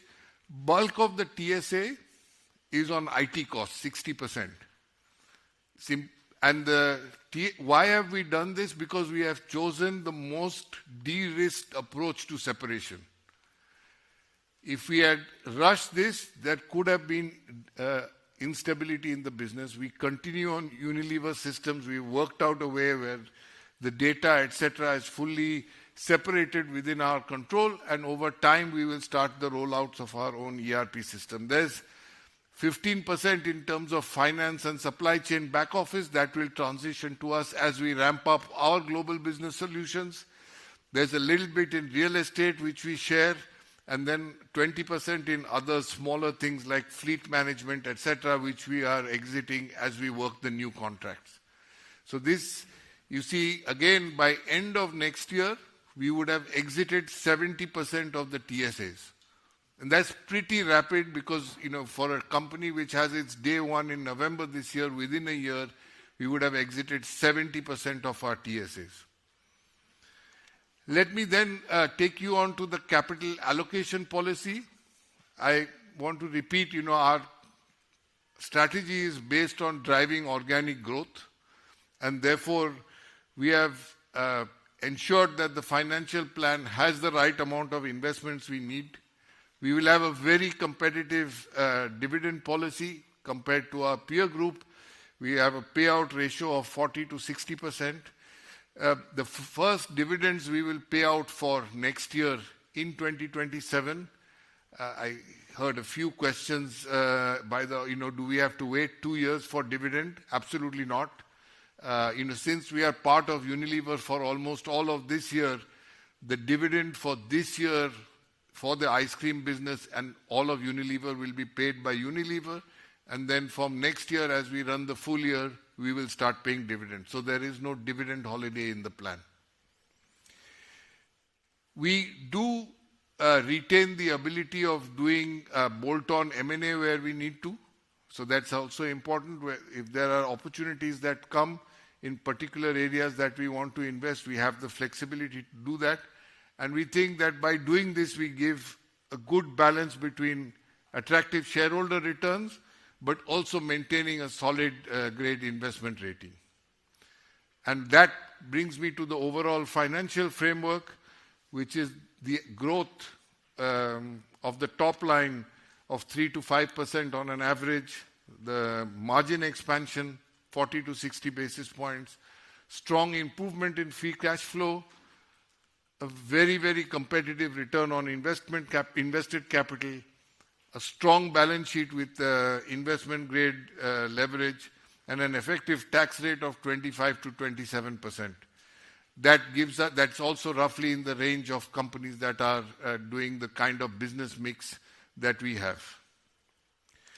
So what I want to leave you with is that the strategy that you heard all through the day is actually delivering results consistently over now an 18-month period. We have a self-help plan that we are working on and also significantly are advanced on. The capital allocation policy and the questions that people had, now you see that in terms of a balance sheet, we exit with a very respectable balance sheet in a very cash-generating business, and the targets that we have set for ourselves. So before I move to Q&A, maybe to sum up the day, because we've been here for a while and you've heard multiple stories, we play in an attractive market. The market grows 3 to 4%, good and attractive returns, and the snacking category is very attractive. We have a lot of strengths from the get-go, 160 years of experience and expertise in the company, which is really an invaluable asset. Strong brands, world-class capabilities, big part of local manufacturing, and a hard currency, soft currency mix that puts us in a very good space. We've also said that the separation is good for both companies. I hope by now we've made clear why it's an advantage for ice cream. We have the flexibility of tailoring our supply chain and operating model to the cold chain required for ice cream. And we are focusing our investment algorithm on what is needed for ice cream. And what does that give us? Gives us good growth and profit expansion through self-help measures, and then gets us to the targets that we have set for ourselves. Before we go to Q&A, I have 2 points to make. You've seen on your table that there are some questionnaires. Please take a couple of minutes to fill them in, because it gives us very valuable feedback in terms of what we can do to make this more rewarding for you and help us improve. There is, of course, a great incentive at the end of it, because if you hand it in outside at our registration desk, there's a fantastic goodie bag that you get as well. And that goodie bag doesn't have ice cream, but you can have ice cream on the way to the goodie bag. The second most important thing is you saw on Ronald's slide that 92% of our employees believe in the future of our company. That has really improved. I really hope that this group is even better than the 92%. So with that, let me invite Peter on stage. Thank you. Next Capital Markets Day, we're going to turn it around.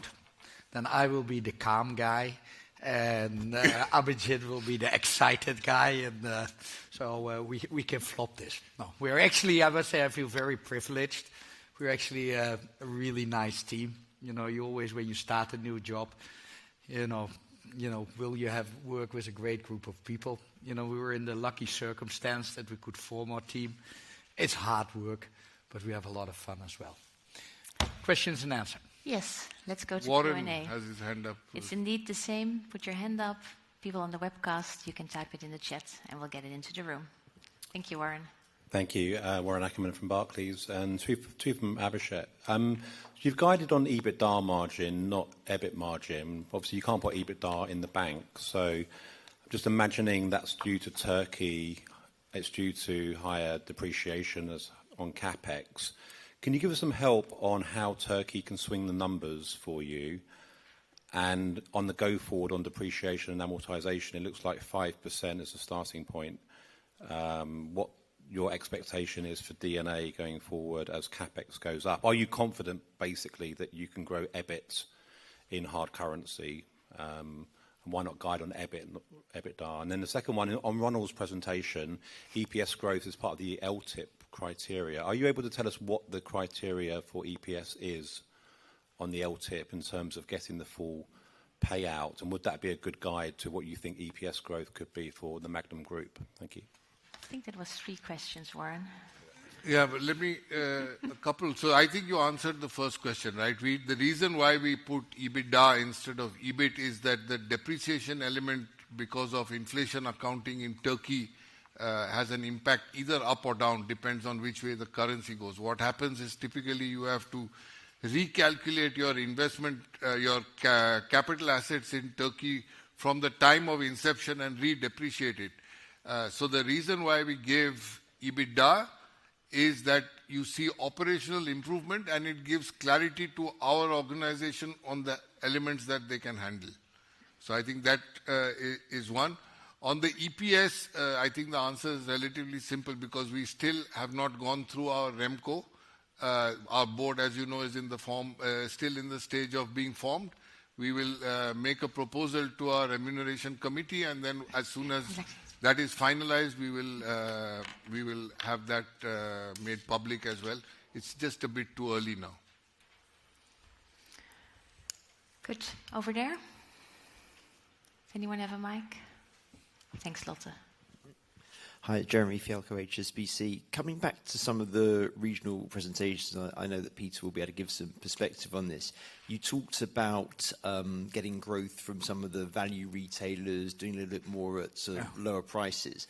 Can you talk about why you think that is a sort of good quality business for you to be kind of going after, and how you can avoid getting sort of, let's say, sucked into things becoming very, very, let's say, price dependent 1 or 2 years down the line, whether you think that the moat in those categories or at that kind of lower price tiers is good enough. So why you think this is sort of good business to be going after? It's a really, really interesting question.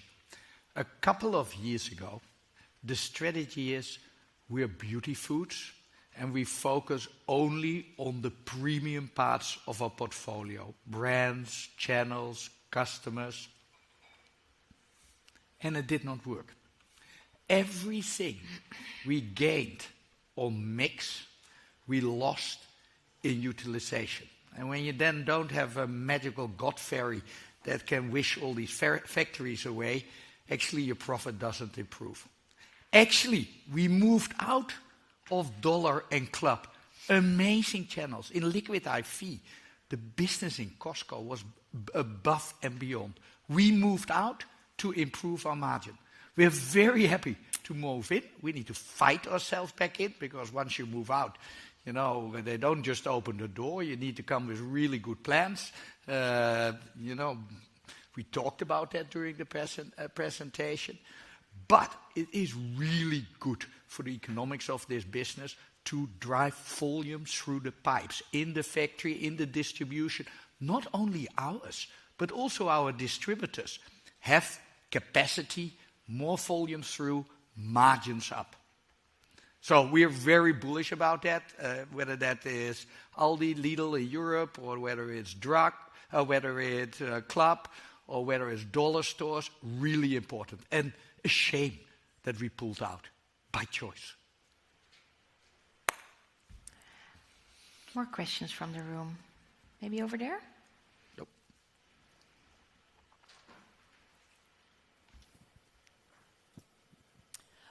Yeah, just on the India, when you take on India, is that going to be treated as a just M&A, or is there some other way that's going to be engineered?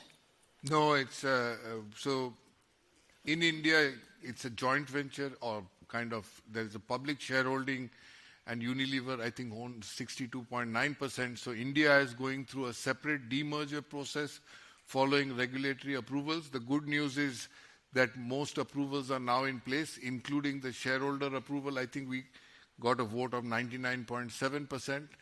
We just have to follow the process, and then at a certain time, when permissions are through and the necessary timelines have been achieved in Q1 next year, we will have to acquire the 62.9% from Unilever. We'll have to make a matching tender offer at the same price to other shareholders and see what if they offer, and then decide. And we have to go. We could go to a maximum of 75%. So even if more do tender their shares, you would temporarily go up and then have to go back to the 75. That's how it works. In the front here, Flavio.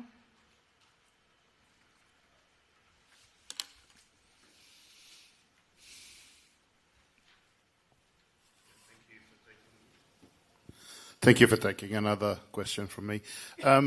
One of the charts that I thought was interesting, it's not out there now, but it was on the private label versus your market share in the last few years. Yep. And you also showed one of your main competitors.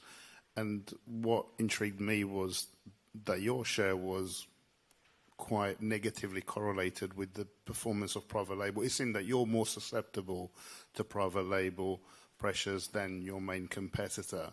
Did I read that chart correctly? And if that's the case, why do you think that would be? Because normally when you look at consumer brands, the premium brands tend to be more protected from private label, but obviously that chart disproved that theory. And they are. In 23, actually, I talked about building a pricing capability. In 22, this business did not price enough.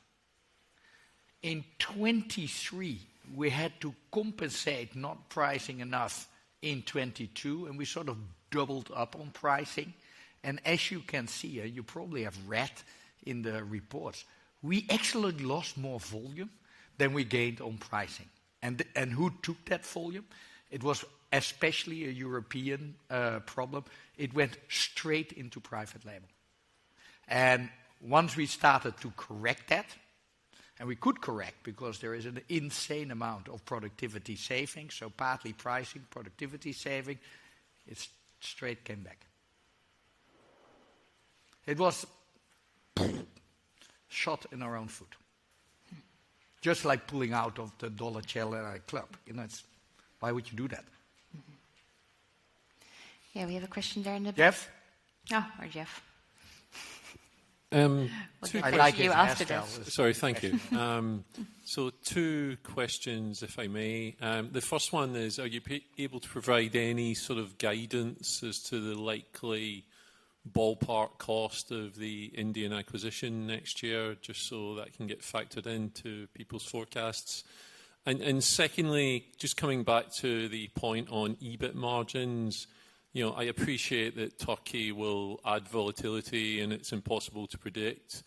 But, you know, on average, what would you expect over time would be a reasonable expectation for EBIT margin expansion for the business? I think it will be largely in line with the EBITDA that we have given, the Turkey thing, and you don't know what is the degree of inflation and for how long, but the impact of that is 10 or 20 bips plus or minus. So it's not that it goes completely the other way. That's number one. On the India pricing, unfortunately, due to regulatory reasons, there is a set pattern and we can only disclose it at a particular time when we have to disclose it also to shareholders in India. So unfortunately, I'm a bit tied up there from a legal perspective. But we have that completely funded. So if you look at our overall funding plan, and you've seen the report of Moody's already out, it's all in the numbers there, so there is no uncertainty around the India acquisition. Good. Then the gentleman in the back, please. Yes, thank you. Edward Lewis from Rothschild & Co. Redburn. I guess just a couple of comments around the Unilever side of things in terms of your Unilever relationship. How much did the changes that were put in place, I guess, in 2022 at Unilever, where ice cream was sort of put out as a separate business group, how much has that sort of helped and the advantage that gave? And then what are you going to miss from not being part of the of Unilever? Good question. I think Unilever has evolved tremendously over the years. Alan said started with change, and now obviously Fernando is really trying to get Unilever to the next level. I think this more category focus started, but ice cream was just at the very, very beginning. And because ice cream is so different from the rest, the benefit of separation is really much larger than the specialization in the other categories, but also in the other categories, dedicated supply chains, dedicated sales force. It's a very different Unilever than the Unilever 2 years ago. But I shouldn't comment on Unilever. For us, this separation, as I showed, is an unbelievable game changer because we're in a specific industry. We have a job to be done. We need to step up profitability seriously. We need to step up growth, and we could create the talent, the structures, the strategies with a single-minded focus on delivering on these jobs. And fully supported by the Unilever board as well. Oh yeah, actually it's, we're not in, it's different than margarine or tea where it's sold and then basically the buyer sort of need to sort it out. We have been working with Unilever, and I must say very collaboratively on the separation for the last 18 months, and they're still our friends. They're friends at a distance, but they're still our friends. David? All right, thank you. So I'm going to do two as well. A few years ago, Halo in the US caused a few problems, and the market structure you talk about, it feels like there's good, strong local regional players that can come in and do stuff. So question one, is that a fair comment that is a risk more here than anywhere else? Secondly, there's going to be three questions actually. Secondly, does the way you operate now mean that is less of a risk than it would have been under Unilever? And I guess the third piece was you mentioned Japan as a market you hadn't entered. I mean, have you looked at that kind of entry? And then the question being, is it tough to get into new markets, or is that something that you'll now be doing more of because you are agile, focused, and you'll do it when Unilever didn't do it? Thank you. Okay, a couple of questions. Insurgents. There will always, luckily, in this world, be people with amazing ideas who have business success. In ice cream, given the investments you need to make in both the supply chain as well as sales and distribution, scaling up is very difficult. In the end, Halo Top did not make it. To be honest, the products were not good enough. And so what happened? They got bought by Welch. So that's the pattern. It is an industry structure that favors consolidation. And there are two large global players. On your second question on Japan and Korea, I did a lot of work in Japan and Korea. The trade structure is dominated by the convenience stores. And when you look at the profit pools of the industry, a too large part of industry profit goes to basically the channel. That's why I find it less successful. I tried. Actually, together with Ben, we were in Japan opening Ben & Jerry stores. We didn't really make it. But now I have a very, very good Singaporean Asian lead who has all kinds of creative ideas. But we still have and I hope she finds something really creative and good and profitable and, whatever. But when you look at our growth opportunities, we have massive growth opportunities in our existing businesses, whether that's the US or whether that is India. I personally we put a lot of our time and effort in building up a really good business in India. I ran one of the best consumer goods businesses in India, which is the home care business in India. And now we inherited a struggling business. We put one of our best operators, Tolloy, on it to build it. The two of us are involved. For me, that is lower hanging fruit than going to Korea. And maybe Prove that's me a nice... wrong, Wai Fung, but... Maybe that's a nice bridge to one of the questions that we got on the webcast. It's about China, and it says, could you elaborate on the transformation of China? Is the business well positioned for the future? We have an amazing business in China. I worked in China for 6 years, were some of the most fun and interesting working period in my life. Actually, we have in most businesses, we have a tiered portfolio and quite a broad portfolio. There was already a very strong local ice cream industry with Yili and Menu, and these are outstanding companies. These are really, really good companies who basically had a mass and mid-tier portfolio, and we decided to be more premium.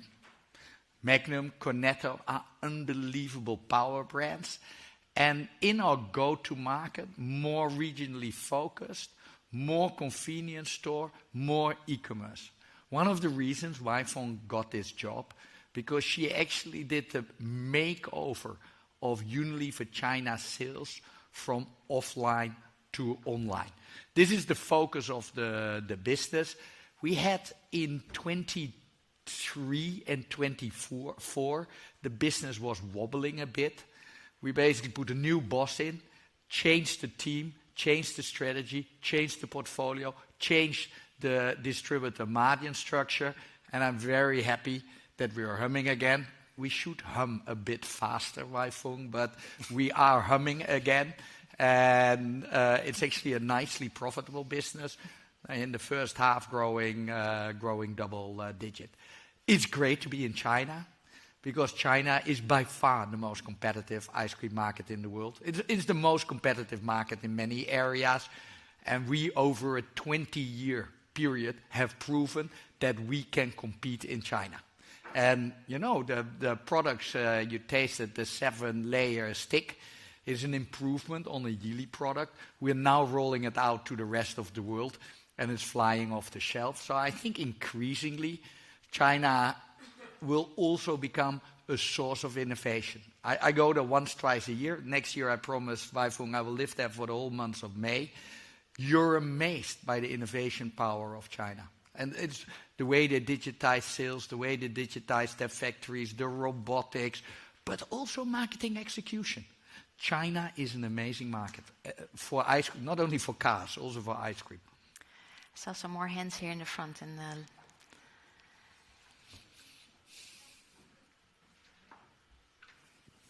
Hi, my name's Nico. I just was wondering if you could help me with the free cash flow for FY26 and 27.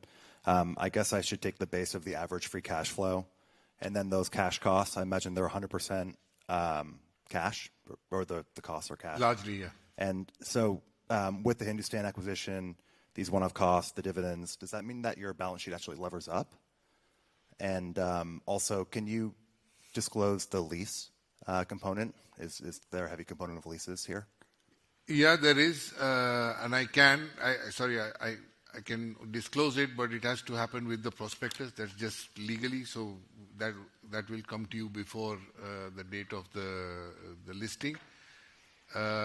Your first question was, sorry, on? Free cash flow. Yeah. No, that's not the plan. So if you look at the free cash flow, the India acquisition is not part of free cash flow, right? That's just part of the financing, so that doesn't come in. But we do have the one-off costs, which therefore you started with the average of the past, and you take down the one-off cost to set it up. You take the additional capex, and then you're pretty much there. So it will be a bit of a dip in the first couple of years, given the separation costs that we have to incur, and then we will go up. Good. More questions over there. Thank you. Yeah, afternoon, Tom Sykes from Deutsche. Just on your out-of-home business, I think you said you've got about 4 million square meters. Yep. And it's whatever, 40% of your business, so it's like €8.50 or something per square meter, which doesn't sound very much. What's the sort of spread of that, please? And where can you actually push that to? Because why should I, as a retailer, allocate space to you if you're going to generate that per square meter when I could maybe generate more by allocating to different categories, please? And maybe related to that, and Warren's question was just, do you expect the out-of-home business to grow more quickly than the rest of the group? Because it's obviously depreciation to sales along with your capex is at a higher rate than the group as a whole at the moment. Yeah, so we believe when we have the right portfolio for the right outlets with the right assets, that this is a value creation opportunity for retailers. Interestingly, ice cream you don't sell every time you sell ice cream. You sell the ice cream business system, and at the end of the year, they look and say, okay, how much ice cream did we sell? How much margin did we make? How much money did I spend on electricity? That's basically it. And for most retailers, this is still a very good game. It's actually more than just placing cabinets. Actually, just placing cabinets. You know, I was in China a long time ago, and you know there was a period that we placed zillions of cabinets, and in the end they were full with chickens. So you don't want to do that. You need a system, and you know I hope that you saw what we are now trying to do in the digitalization of the whole cabinet system, which allows us to look very granular outlet by outlet. Where is it working? Where is it not working? I believe it's still a big opportunity to extend distribution. You know, especially in places like India, I think we will end up with, you know, a very serious amount of extra cabinets in India, many D&E countries. I think the opportunities for the US and Europe is different selling systems. I really like this vending idea because it's just very difficult to find outlets where there is a man who is actually willing to do the transactional stuff. They have disappeared, but there's still a lot of space for actually making ice cream available.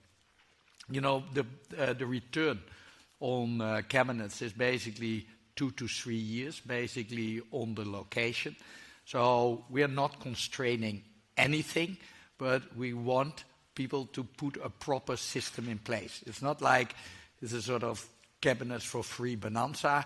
You have a system, you can show us the opportunity, you have a framework around it, capital no constraint. And there's a lot of technology that goes into in terms of the choice of where we want to put cabinets. You know, through mobile phone data and all of the rest, we can really see the hotspots of where there is a population that wants ice cream, but we don't have cabinets, and based on that we do the placement plans. It is. We had a real competitive challenge in China for a couple of years because Unilever as a business believed that actually this cabinets was too much capital, too complex. There was Yili menu came into Indonesia, and they went to many outlets where we said, oh, too marginal, we don't want it. And all of a sudden they had 40% market share in out-of-home, and now we need to compete them out again. When we would have been a little bit more logic in our capital allocation choices, we would have basically, you know, closed all the gaps ourselves. And, you know, you have the space. It's actually quite amazing. You know, when you go to all these places and there is just, you have your 2 meter, 1 meter shelf space. It's yours. Yeah, when your throughput is not good, something else might end up, but never a lot. And you control it. How many businesses have it? Yeah, Coke and Pepsi, they have their chillers. But it's an enormous asset. You know, when you look at Mondelez in India, they start putting chillers in their stores because it's a very good way to secure shelf space. Any more questions from the room? Last questions, also looking at the time. Yeah. The ice cream lover has a question. Indeed. Well, sorry, it's going to be not a very romantic question, but it's about costs. So you had a lot of, the savings this year is quite elevated, and then you have unprecedented costs in terms of raw mat and FX. So is that continuing in the second half of the year? And does that mean we have a bit of a benefit of your savings that's kicking next year? So basically trying to understand the curve in terms of margin expansion. And can we as well understand how big are the TSA? Thank you. How big in the sense of absolute amount? Yeah. Yeah, that's again something that is a piece of information that is between us and Unilever. We unfortunately cannot put that in the public space, but we will, like I said, most important for the TSAs is to move out as quickly as possible, and there we have a very aggressive plan to move out. Regarding the cost savings, the biggest piece of the cost savings are this year and next year. You would have seen that in the chart that we have given. This year we were unfortunately impacted big time by the raw material price. Especially in the first half. So the second half we kind of lapped that, but the first half was incredibly big. And the fact that it didn't set us back more than 40 basis points just tells you that the rest of the operational plan is working extremely well. And from the prices that we see now, we don't expect that level of hit next year. Also from the information that we have in terms of weather, crop preparation, etc., we don't believe that we will have a hit of that size next year. No. Thanks. Oh. Well, one last from Vika. Do we have a mic? Okay. I will be very, very short, and thank you so much for taking my question. You said that you don't see a reason why you could not reach profitability level of one of the core competitors. If I'm not mistaken, it was 14.7% last year. Structurally, it's slightly different businesses. They have exposure to private labels, slightly different geographical exposure, and a different share of licensing. Is there anything which is structurally different apart from execution, etc., which we should keep in mind when we think about it directionally? Maybe we give you two different angles to it. One is simply the footprint, right? You saw our footprint. We are in the US. We are the number one, and in terms of profitability, you can see publicly available information. We are ahead. So that's a tick. If you look at Europe, we have doubled the market share, but they have then a private label. So you see that overall in terms of sales, similar levels, but profitability for them is significantly elevated. And that's the gap we have to close. I think this one thing I'd like you to take away is the rest of the world, or AMEA as we call it. We have and Weifung mentioned it a few times, it's the fastest growing and most profitable business, and our biggest competitor does not have that footprint. So fundamentally, from a footprint perspective, if we close the gap in Europe, there is no reason over the longer term why we should not be a structurally more profitable business. Actually, we should be more profitable. If there are no more questions from the room, I think we should give the floor to Peter for wrap up, because ice cream drinks are waiting for us. Thank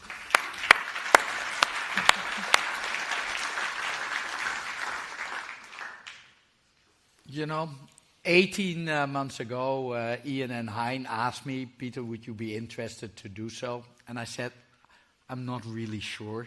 It's not a really good business. I like my home care stuff. It's in momentum. But I took a month to look at the opportunity. I had some help of some friendly consultants who gave me a freebie. And it's actually much better than I thought 18 months ago. You don't often get a business with really good assets in a really good market that somehow is not gelling. And it was not gelling because the integration, operational integration with Unilever didn't really work, not in sales, not in the supply chain. And there was so much money on the table. In the first analysis, in all analysis that we do at this moment in time. And my dream was twofold. A, somebody needs to take this money off the table. It better be me. I put on my activist hat and said, what would an activist do to unlock value in this business?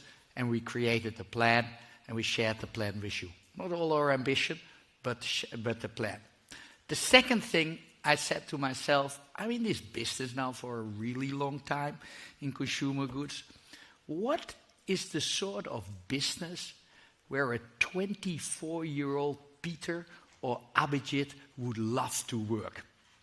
Great people, entrepreneurial, growth-obsessed, creative, tech-forward, and a business with really decent values, because we come from a business with really decent values. We're putting this together. I feel very privileged to work with an amazing group of people. And actually, everything we said that will come out is coming out. I'm going to put a large part of the Culver family wealth, it's not that much, but it's decent money, I'm going to put in this business because I don't see a better opportunity to make put my own money in. Because I really trust that we and the team can get it out. I hope that we also created the picture for an interesting investment opportunity for you guys. We really did our best to show as much as possible. And, over the coming period, we will have more time to engage, and you'll get all our time for whatever questions that you have. I first would like to thank my team. We're 18 months in. We have a lot of fun, but it is also really hard work. Thank you for putting this all together, Michelle, in the first place.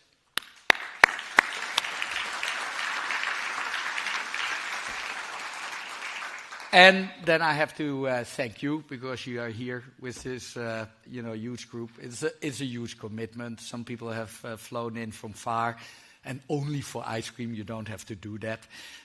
So thank you for being with us. Thank you for listening to us. Thank you for all the constructive questions. And wish you a safe journey back. And stay in touch. Thank you.